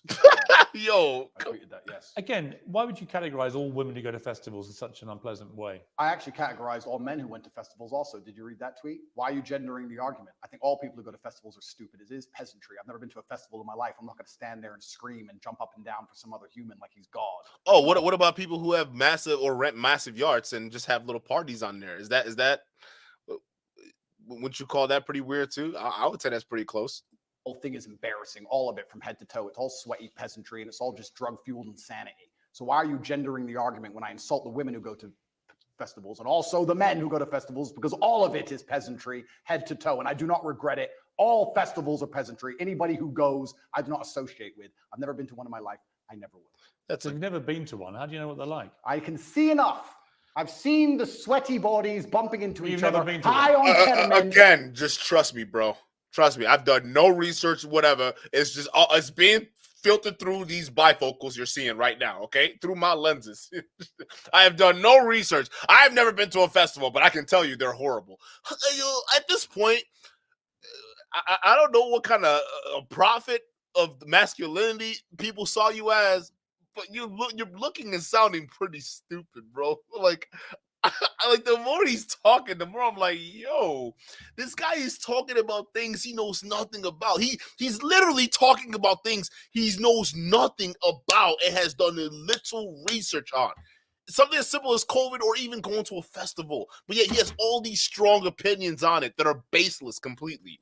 Pretending that the song they heard on the radio at home is now more fantastic because they're listening to it from a loudspeaker. I get it, but just to to be clear, you'd never been to one. Correct. So how would you know? How would you know? Listen, for instance, I agree. I hate festivals and I hate concerts, right? I don't. You will never catch me at one of those. But I have a legitimate reason why I don't like them. Because I've been to them before and I didn't like the way the process went. I didn't like going over there, spending all this money for a hotel to walk and being around all these people. But I experienced it and I didn't like it, so I don't do it, right? But I'm not gonna sit there and say somebody else don't do it because I think it's crazy. No, if you want to go to a concert, go to it. I don't like being around large groups of people who are all bumping next to you and whatnot, and you got to go to the porta potties here that somebody just got done throwing up in. It's unsanitary for me. I don't want to do that stuff. But there are people who enjoy that, so I'm not gonna judge you. However, your claim is baseless. You haven't been to one, therefore you cannot judge because you don't know what you don't know. So how do you know? My infinite brain that understands vaccines perfectly we've also established understands. we have established your brain is unique. Correct. You tweeted the picture of Amanda Holden, very good friend of mine. It's a very harmless picture. She's in a bikini on holiday under a rain shower, looking extraordinarily beautiful. In a sexual pose. And you tweeted, "You are a wife and a mother, and you're far past a teenager. There's no need for this post." Agreed. Again, it's just misogynist to say that. It's not misogynist. What kind of woman? Whoa. So wait a minute, Tate. You're gonna tweet out something about a woman who's being provocative online, accusing her of being a wife and a mother. A wife and a mother. You're trying to shame her online. Meanwhile, you're a whole ass dad with multiple babies and a baby mama, and you out here trying to judge other people's lives? Fuck this guy in particular, bro. Like, who the hell does he think he is? Like, let's be real. Who the hell do you think you are to sit there and judge another woman for posting provocative images because she's a mother? And here's how you're treating your baby moms right now. Look how you and Tristan are treating your baby moms. That's crazy that he actually thought he was, bruh. Oh my God, this is crazy. Of her age, she just turned 50. Why can't a woman of that age actually show off her beautiful body in a nice bikini like that? What's wrong with that? You can call me crazy. You can call me misogynistic, but I think once you reach the ripe age of 50, any woman should not be interested in thirst trapping on Instagram. I think she has bigger responsibilities. I'm sure she's a very intelligent lady and she's done amazing things. She's famous. She's obviously very capable. And I think she could do things more interesting than standing around trying to thirst trap on Instagram like she's 18. Because I think she's above it. I wasn't insulting her. I was reminding her that she's actually such a fantastic person. She's done such amazing things in her life and she's so achieved that she's actually above thirst trapping. I was reminding her of her worth because as a feminist, we're all feminists here, right? We all believe in women empowerment. I'm reminding her of her worth. Are you a feminist? Sure. You're not, though, are you? I believe in feminine empowerment, and I think feminine empowerment is in. Yes, I do. And feminine empowerment is in modesty. Modesty is empowering for females. You only believe in taking your clothes off for men on Instagram is not empowering. It's empowering when you say no man but my husband can see my body. That is female empowerment. Bro, take a chill pill, get a Snicker or something, bro. Like, you are just, you're too much right now. Yo, Piers, he must be so drained just listen to this shit. Just imagine you can't even get a word in because this guy is just losing his shit on every fucking sentence, dog. Like, come on. I was reminding her of that. I was reminding her of her ripe age and her intellect, and there was no need for that. How old are you now? I am 36. 36 years old. Correct. At what point will your antics, chugging your cigars and your ripped body in your compound with your security and your big got him! Look at that dumb smile on his face. You're 36-year-old taking fucking thirst traps on Instagram and YouTube so people can look and see how rich your lifestyle are. And the worst thing is, you're thirst trapping for other boys out there on the internet, you dumb fuck. So you're shitting on this 50-year-old woman talking about, I'm just reminding her of her value. No, it's not. Hey, by the way, these red pillars are some of these really, really fucked up mentally people. What they try to do is they'll take the opposite. Like, they'll try to turn your oppression into your benefit, right? They'll try to convince you that no. The reason why we're restricting you and super imposing these restrictions on you is because we actually want you to be modest. We actually care about you. We're the real feminists because we want you to succeed. That's why we don't believe women should vote, because we're the real feminists at the end of the day, because we think that it's in your best interest, and you would much rather be happier at home and no responsibilities, because women are depressed nowadays. You see how it's easy for them to spin that? Pay attention to that, because psychos do that shit all the time, and he's one of them. He's framing oppression as some kind of benefit for women. That's crazy to me, bro. Like that, nah. A real love and real freedom is allowing them to do what they need to do and giving them the freedom to actually love you, not forcing them to do that. That's crazy. And he's sitting there smiling because Piers got him. You're over here lambasting an old woman for putting her body out there, and here you are at 36 years old. 36. Y'all here freaking thirst trapping and all these incels over here with these sports cars and women. Like, come on, bro. At what age does that become a thirst trap? I don't know if that ever stops being a thirst trap. So it's fine for you. Once again, just double standard. Man, another rule for the woman. Well, it's interesting. Double standards. I've never heard this argument before, but I'm extremely intelligent. I've already deciphered how. I don't know if I can do this. I'm actually have to play this one, but I'm already pissed off. You've never heard this argument before, but you're extremely intelligent. What did you say, dude? What the fuck did you say, bro? So it's fine for you. Once again, one rule for the man, another rule for the woman. Well, it's interesting because I've never heard this argument before, but I'm extremely intelligent. That doesn't even make any sense. I guess we can look at peacocks, right? The male peacock, he shows, look who I am. Look what I can do. Look at my achievement. Look at my beautiful feathers. And I guess you could call it peacocking to a degree. I'm showing the world. I'm extremely physically capable. Yes, that's correct. I'm extremely financially successful. You stripping off for Instagram is fine. It's not stripping off for Instagram. I'm boxing. You box. You have no top on. You do it all the time with your cigar and you're showing off your ripped butt. That's fine. Bro, every emergency stream has him with a shirt off. And you're not gonna lie about that. Because that has been a major criticism over here. All right. Hey, put a goddamn shirt and pants on. That's all we've been asking, bro. So you sitting there talking about, hey, listen, it's all that boxing thing. No. Bro, you sitting out there, and we've seen you on podcasts with full-grown men, and you the only one with your shirt off, bro. What do you have the balls to go after some 50-year-old woman for taking pictures in her bikini? Here you are thirst trapping. I mean, this guy, it's funny. He tries to call himself a genius, but doesn't do any research, doesn't do any reading. He has infinite wisdom, but doesn't know anything. It's like, where are you getting all these knowledge from, bro? And the people that took you seriously up until now, what the fuck is wrong with them? Because why didn't they clearly see this guy is a pampered moron? Fine for you, but if Amanda Holden dares do it, that is apparently thirst trapping. I think me boxing with no shirt on is different than a 50-year-old woman. You don't just box. I've seen you doing ones where you wander around all moody with your cigar, yeah, and stuff. So fine for you. He knows that. No, I just think it's thirst trap.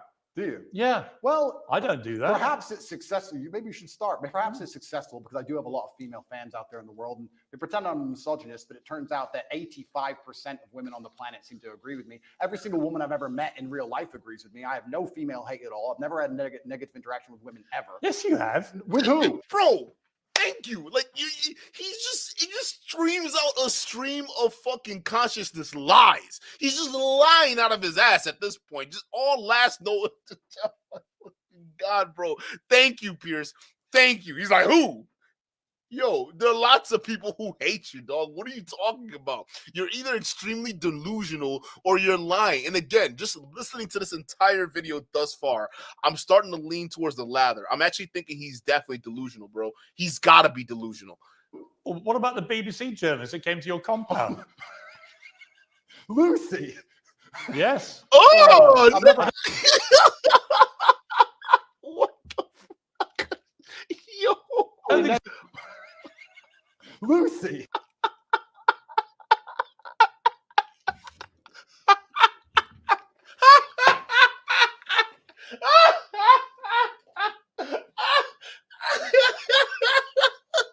What's in your mouth, bro? What's up? Yo, he got real excited for Lucy. My man is salivating right now for Lucy. I knew he liked her. I knew there was something special about Lucy. But Lucy, look, he's got the biggest smile he's had all show. Oh my God, bro. What? Hey, yo, my boy drooling right now.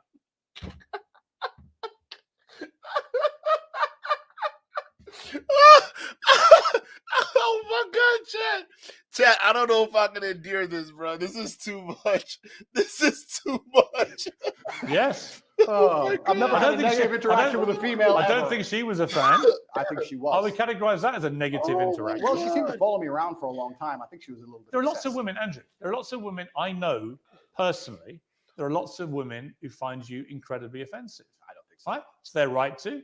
It's your Of right course, to. of course. It's your right to not care. Yep. But the idea that somehow you're this beloved person for the world's females. He's a fucking is, psycho. Not true. You are for a certain type of woman who likes to be treated in the way that you like to treat women. Well, let's counter that argument, right? Because the world, as I said at the beginning, is nuanced. Am I beloved by all females? No. But when I'm sat here with someone as prestiged as you, who says you're a misogynist and you hate women and women hate I think you talk in a way that is misogynistic. Yeah. Okay, well then you. And you speak in absolutes because you said there's no women out there that hate you, and then you had to concede when Piers called you out. So you need to stop making these absolute statements if they're not absolute statements. Like, you're lying. Like all women hate me, and that's also not the case. Of course, it's a nuanced. I didn't say all women hate you. Some women agree with me. Some women don't agree with me.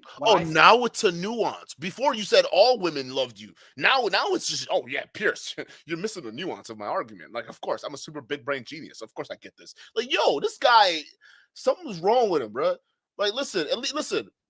I know things, but I don't know things at the same time. So I don't pretend to know things that I don't know. Okay, I just talk about the things that I do know. That's it, right? But if I don't know something, generally I don't talk about it or care to. But here you see someone like Tate who interjects in just about everything, but he knows nothing about it, right? And I'm thinking, if I was in his shoes, part of me would feel like an imposter, right? If I was talking about something that I knew for a fact I knew nothing about, I would feel as though I'm an imposter because I don't know. I'm literally empty. It's like if you ask me anything remotely deep on the subject matter I'm pretending to know about, I will completely crumble, right? You see that happen with Tate, and he's just moving with it. Let me just move it to the next thing and move it to the next thing. I just don't get how his mind works. Because, like, I don't think any normal person who knew that for a fact they were capping, they probably won't be. I don't know if they would behave the way he's behaving right now. Because, like, he's lying, but then he's acting like he's telling the truth. I don't get it. This is confusing. I'm actually confused, chat. Said that post about Amanda Holden, a lot of women said, Andrew, that's actually completely correct. She's extremely famous, and there's no need for her to be posting pictures like this at her ripe age. I was actually empowering her. I believe that female empowerment is in modesty. But you don't actually believe in feminism. I believe in the idea of... You believe in masculinity controlling women. No. They have to take instructions from you. They have to do what you tell them. And that is actually what love and relationships are about. No, I believe that men and women have different roles. I believe that we were created differently by God because we are the perfect team. I believe that a man who's in his masculine frame is best suited by a woman who's in her feminine frame. I believe when we work together, we can achieve amazing things, whether it's raising children or preserving society. And I believe a man has certain jobs and a woman has certain jobs. You don't understand this about the things I say. When I said there that women make bad decisions in the tweet you referenced earlier, the point I was making is that women are more emotional than men. That is not true. We're out here talking about red pill incels who are filled with a bunch of emotional dudes pumped with cum. Like, I mean, what are we talking about here? The dudes are absolutely emotional right now. Probably way more emotional than some of these girls out here. What are we talking about? Again, this notion that women are more emotional because of this estrogen thing. You're high. I'm looking at a highly emotional man right now on screen. A same guy who admitted to crying, but saying it wasn't crying because he was doing push-ups while tears were falling down his face. It's like, what are we doing, bro? Well, stop this bullshit, okay? Men are just as emotional as women. We just express differently. You understand? It's not that women have a way more, chaotic periods than men. No. Men, it's a little bit different. We're emotional, guaranteed.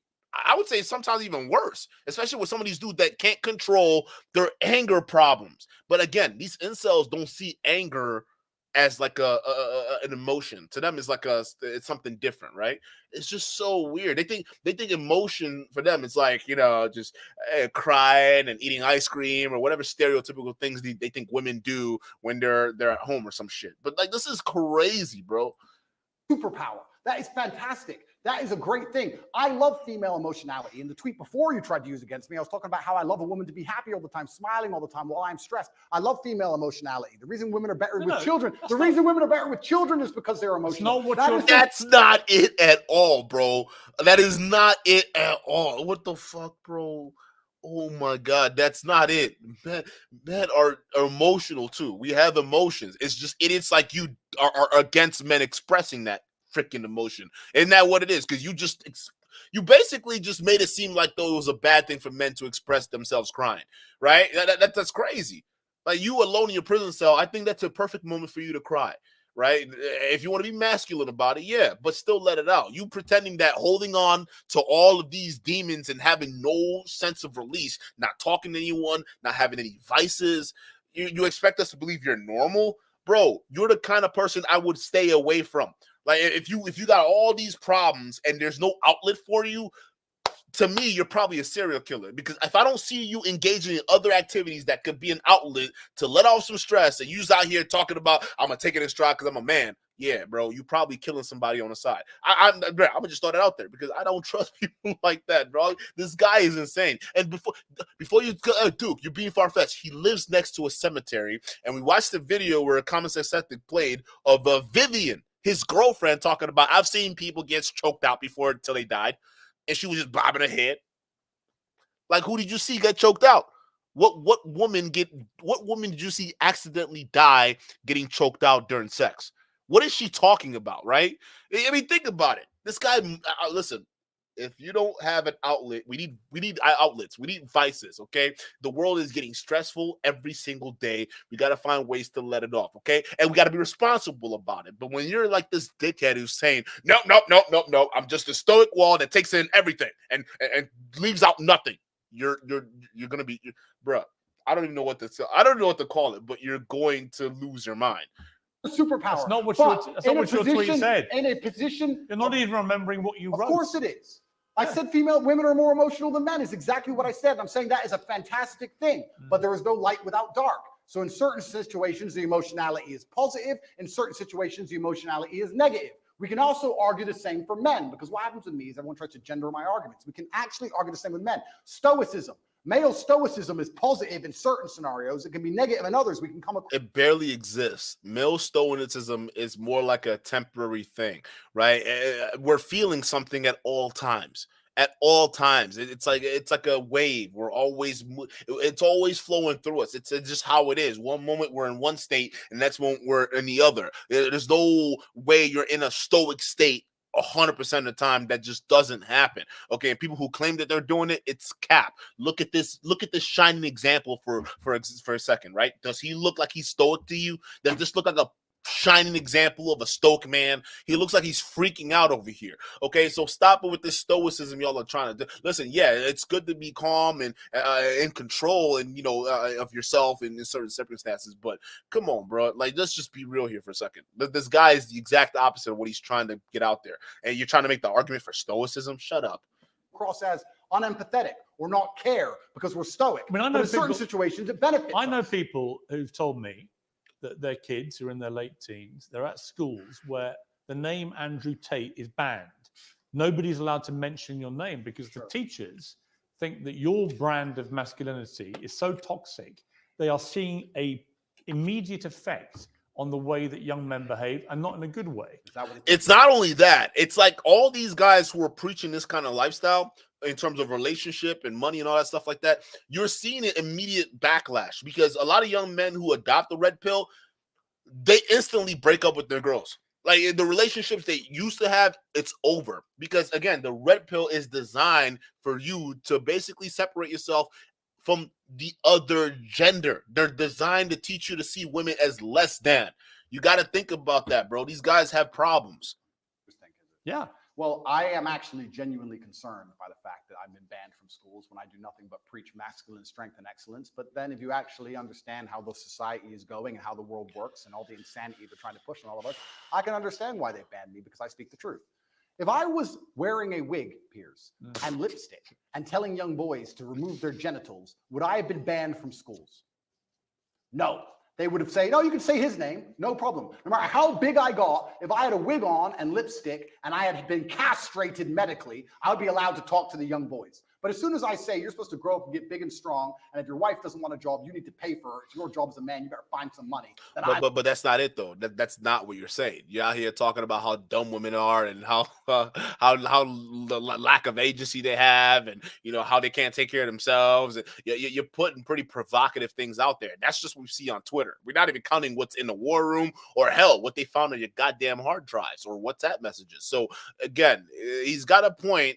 But then again, it's quickly just slapped away when you realize that this is Andrew Tate we're talking about here. Okay, so yeah, someone who is transitioned and now they're a woman and trying to do all that stuff.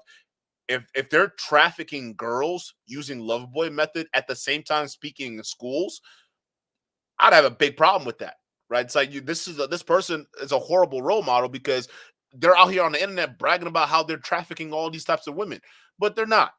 You, on the other hand, you are actually doing that. And not only that, you have a whole course called the War Room that does nothing else but teach other men to replicate your behavior. I would arguably say that's cancerous to society. That's actually doing more harm to society than good. So again, I don't know. I don't know what you're trying to equivalent. Oh my God, dude. Chat, this guy stresses me out.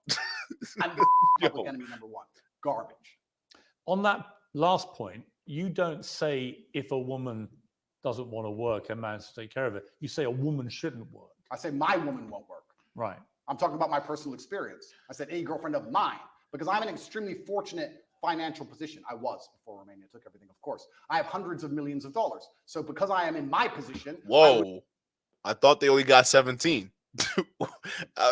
Bro, your net worth is just changing faster than the NASDAQ.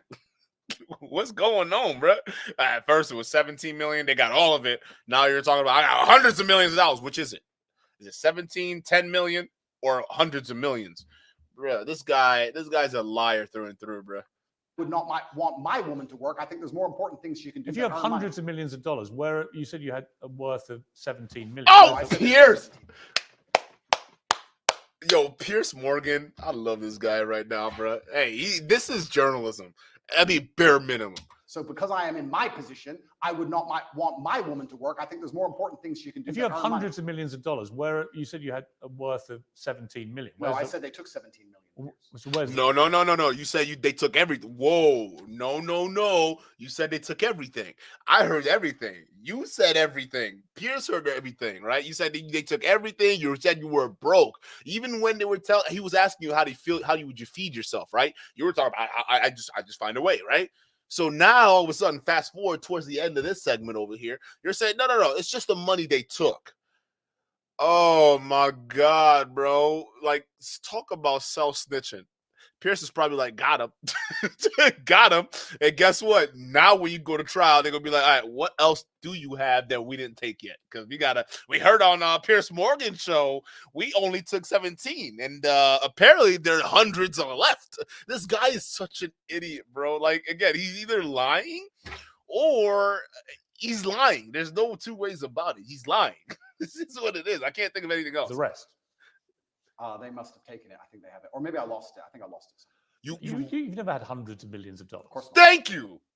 Thank you. Someone finally said it. Oh, where's the hundreds of $1 million? Oh, I lost it. Huh? Hey, yo. Yo, bro. Yo. This guy cannot be real. This is I'm not living in a real. I'm in a matrix right now. That's what it is. You just lost $80-something million or however hundreds of millions of dollars just like that. You just lost it. Is that what you want us to believe, bro? You were never worth over $100 million, let alone $100 billion. Stop it. Stop it. 10 million at best. That's all they got. And you say they're talking about you lost hundreds of millions of dollars. You just lost it. And there are people that take this guy seriously. You haven't, have you? Of course not. You said they took all your assets. Exactly. Well, did they or didn't they? Of course, they took everything. I mean, they'll be watching this. Are they to assume that there are hundreds of millions more dollars they haven't got yet? No, They they're should go watching this. find. That's right. They took absolutely everything. You have it all. Right. But again, is that all just the smoke and mirrors? Is that all just the? This is the so top G confusing. stuff I'm that so you play up to, confused. which is that has no bearing on reality. I was the most Googled man on the planet. I was Not anymore. Get over it, bro. It's like some high schooler trying to relive his glory days. most relevant man amongst 18 to 35-year-old males, which are the highest earning and spending people on the planet. Do you really think that I can't pay my bills, Piers? Right now, yeah. Okay. Someone's paying them for you. Right? Yes. Yes, nigga, you not paying your bills. You a brokey like the rest of us. Just shut the fuck up with that, bro. You not paying your bills. You poured your heart out to Pierce earlier, so don't try to turn around and act tough now like you got millions of dollars that are still unfound from the Romanian government. They got it all, bro. They even got your cryptocurrencies. Shut up. Like the lying is just insane at this point. You're right. Someone's paying them for me. You're right. My girl's got a job. She works at Starbucks. Exclusive, Andrew Tate's girl, Top G's girl works in Starbucks to pay the rent. I've been exposed. This guy is unhinged. He has to be unhinged. I don't even know what I'm watching anymore. Is this even an interview at this point? I don't know what to believe when you say stuff like that. Well, I'm telling you, my friend, that the Romanian state... I think you deployed deliberate smoke and mirrors because you think it plays up to the brand.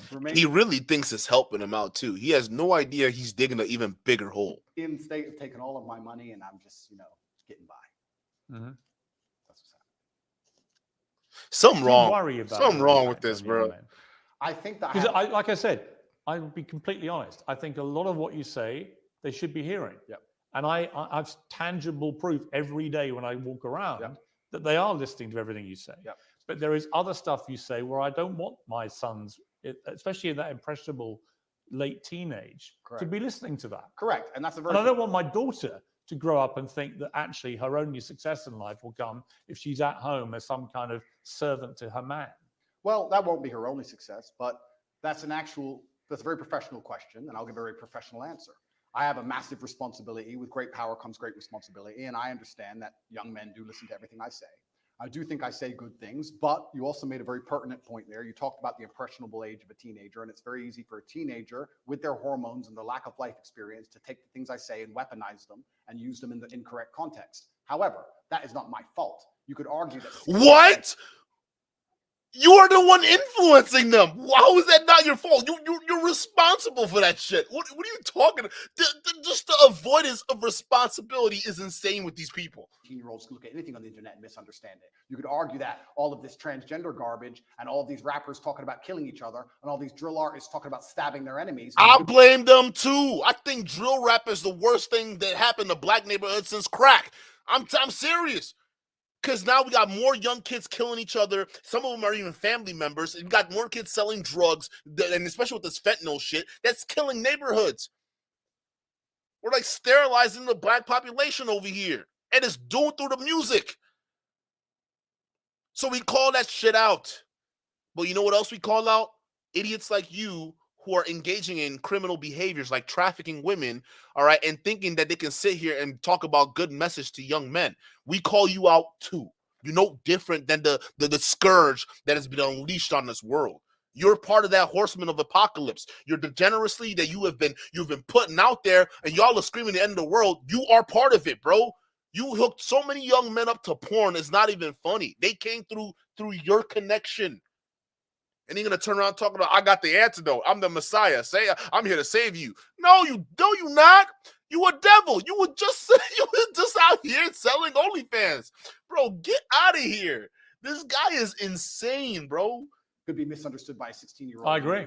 So that's not my fault. However, on that I totally agree. Okay, so I have a massive responsibility. And you are held to a different account, actually, to a lot of those rappers. Absolutely. Right? There's no question. I mean, the far swing is when John Legend rewrote the lyrics to Baby It's Cold Outside because apparently encouraged sexual assault, but wouldn't say a negative word about any of the disgustingly misogynist and actually very violent lyrics of his rap friends. Absolutely. That to me is total hypocrisy. And it is hypocritical. However, unlike all of these other people, I have taken into account my massive power and my massive responsibility, and I try to make sure that I use my words as carefully as possible so they cannot be misconstrued or misunderstood. That is not true.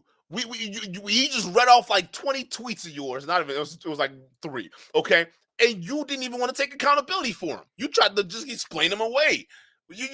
Again, it just shows you're not calculated as you think you are. That's why I think he's crazy. Because in his mind, he actually thinks he's playing 5D chess. He doesn't realize he's just being a freaking idiot who's just can't control themselves. Like, what are you talking about? I got my massive power and I keep everything in line. And he was like, bro, no. You're just unhinged. You're like Trump at 2 a.m. just tweeting. That's what it is. You don't do any research. You don't do any fact finding. You don't do any of that. You just tweet out what you feel. You're the most emotional man I have ever seen in my life. Like, I don't understand it. Like, this guy. And to just keep referring to yourself as some kind of genius, it's a lie. You're not a genius of what? Of what, my boy? What? You don't even research anything. You COVID, all that stuff, none of that. You just guess. Can I make sure that no teenager on the planet who listens to me ever misunderstands me ever? No, I can't do that, but I am doing my very best. What do I actually talk about? What do I actually say? What I do is I come along, and let me give you the broad overview of my message. You're a man, so your life sucks. It's always going to suck, and it's going to be pain.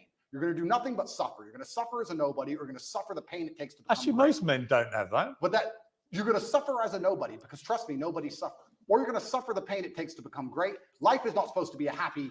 You're going to suffer as a nobody because nobody suffers.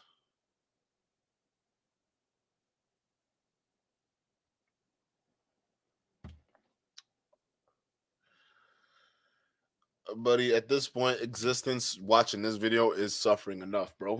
I'm gonna just be real now.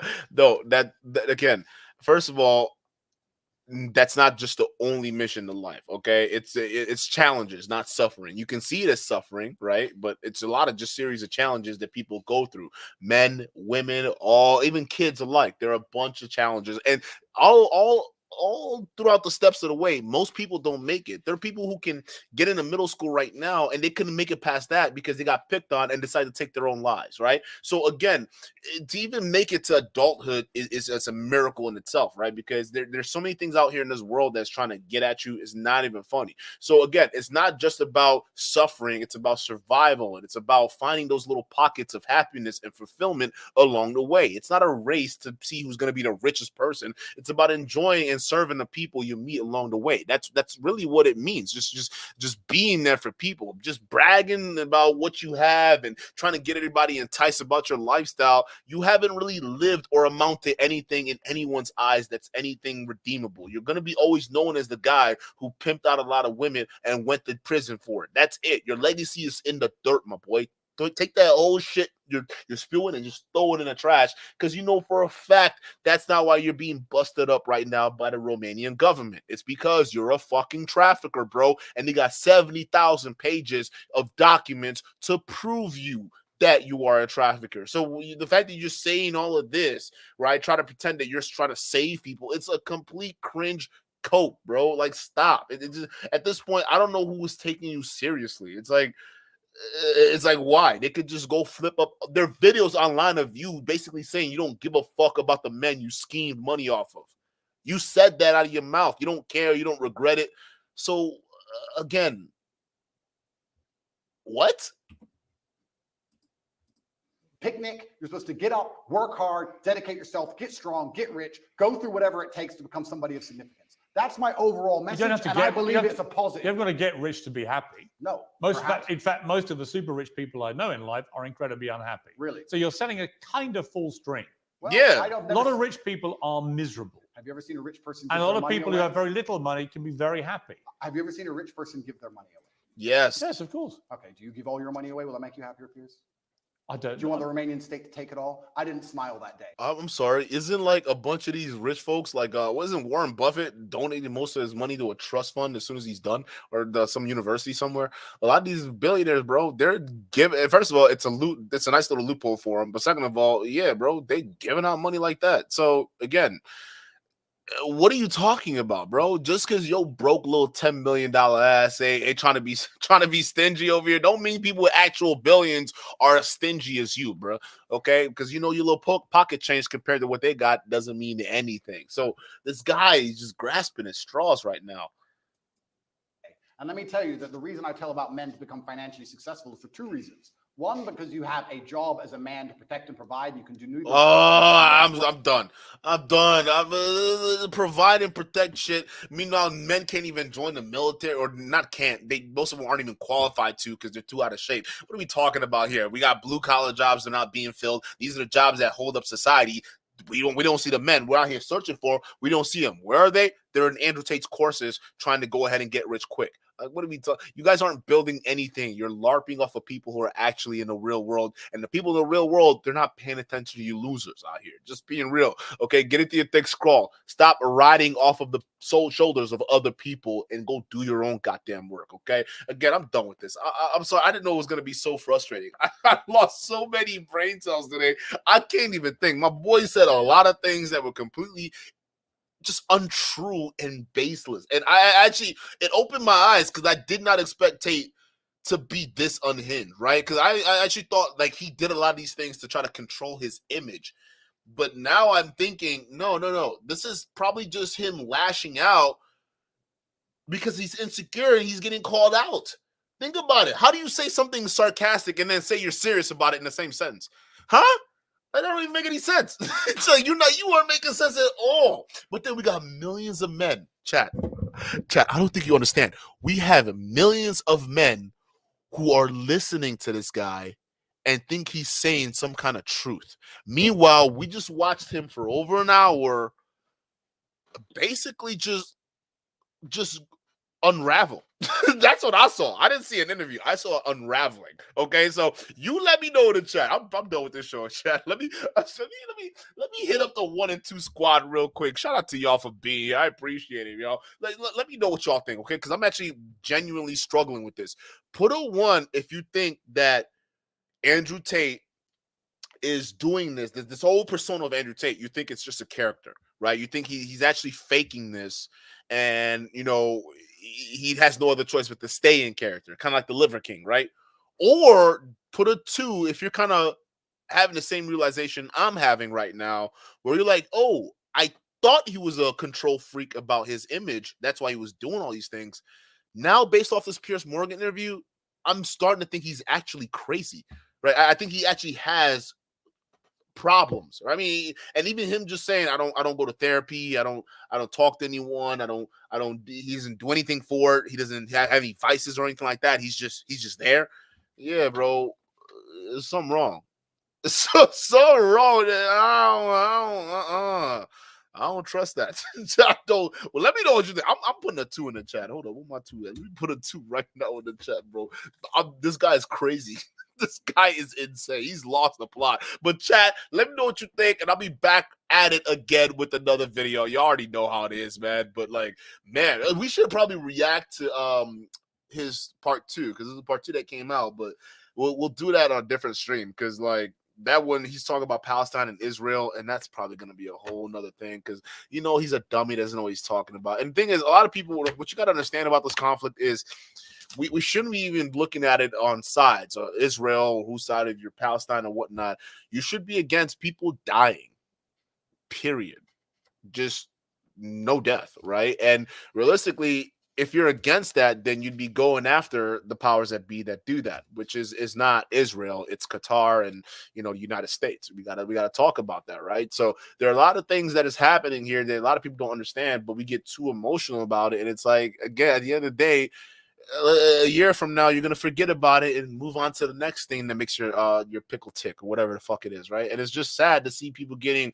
I've seen this break apart relationships. It's broken apart relationships on the right. We're seeing it break apart relationships on the left. We're seeing it break apart relationships everywhere, bro. People are debating about this stuff and they're overly passionate about this stuff, and most of them got the facts wrong. And it's just like, man, like what? Like, all of this stuff for what? What do you get at the end of the day, right? So I think we're going to react to it, because I think if this was anything to squawk at, I would say that one would probably be pretty divisive, because Piers Morgan has been on a hunger fest lately on this Israel thing. He's been platforming people regarding that situation. But to me, I'm kind of over it. I'm gonna be real with y'all. It's kind of something I'm over with, because, like, again, and it's one of those things where it's going to start dying down, especially now that, like, things are going to start dying down in the region over there, especially, and not in terms of the activity. I'm talking about on the news cycles, because it's the media manipulation we also have to think about too as well. But as the media stops talking about it, and some of you guys are like, dude, no way, this is too important for the mainstream media to forget. Oh, I thought Ukraine was important. I don't hear about Ukraine anymore on the social media. Not even social media. I don't hear about Ukraine anymore on some of these media sites or even media companies. They don't talk about it anymore. But yet, when it was breaking out, they wanted everybody to stop and focus on that, and not focus on the millions of dollars that are being lost, money laundered by your government officials, right? We didn't pay attention to that. Instead, we're paying attention to Ukraine. Now, all of a sudden, Israel. What's the next thing? There's going to be, and you guys notice, ever since, like, the pandemic, there's always one calamity after another, and it's like we've never actually had a chance to breathe and just say, okay, hold up, wait a minute, let's take the hot sauce out of it for a second and just let's breathe. Let's have a normal society for at least a second before y'all get us worried about something else happening on the other side of the globe. They got shit to do with us. Hell, we can't even get the potholes in our roads fixed up right now. Where the money for that going? Huh? Can we talk about that real quick? But nobody wants to talk about that. Let's go march for things and stuff that don't got nothing to do with Americans. That's the way I see it. But again, I'm over it. I think we should be pro no violence on either side. And if you don't know anything about the topic, just don't do it, right? Again, it is what it is. But I think this would be interesting for Andrew Tate's side, because I know for a fact he don't know what the fuck he's talking about. And it'd be interesting to see what Piers Morgan has to say about this. But that's going to be a different interview, chat. I'm done. I'm tired of this. I'm tired of this, bro. This guy thinks he can do no wrong. And it's just appalling at this point. But chat, you let me know what you think, and I'm gonna catch you guys on the next one. Peace.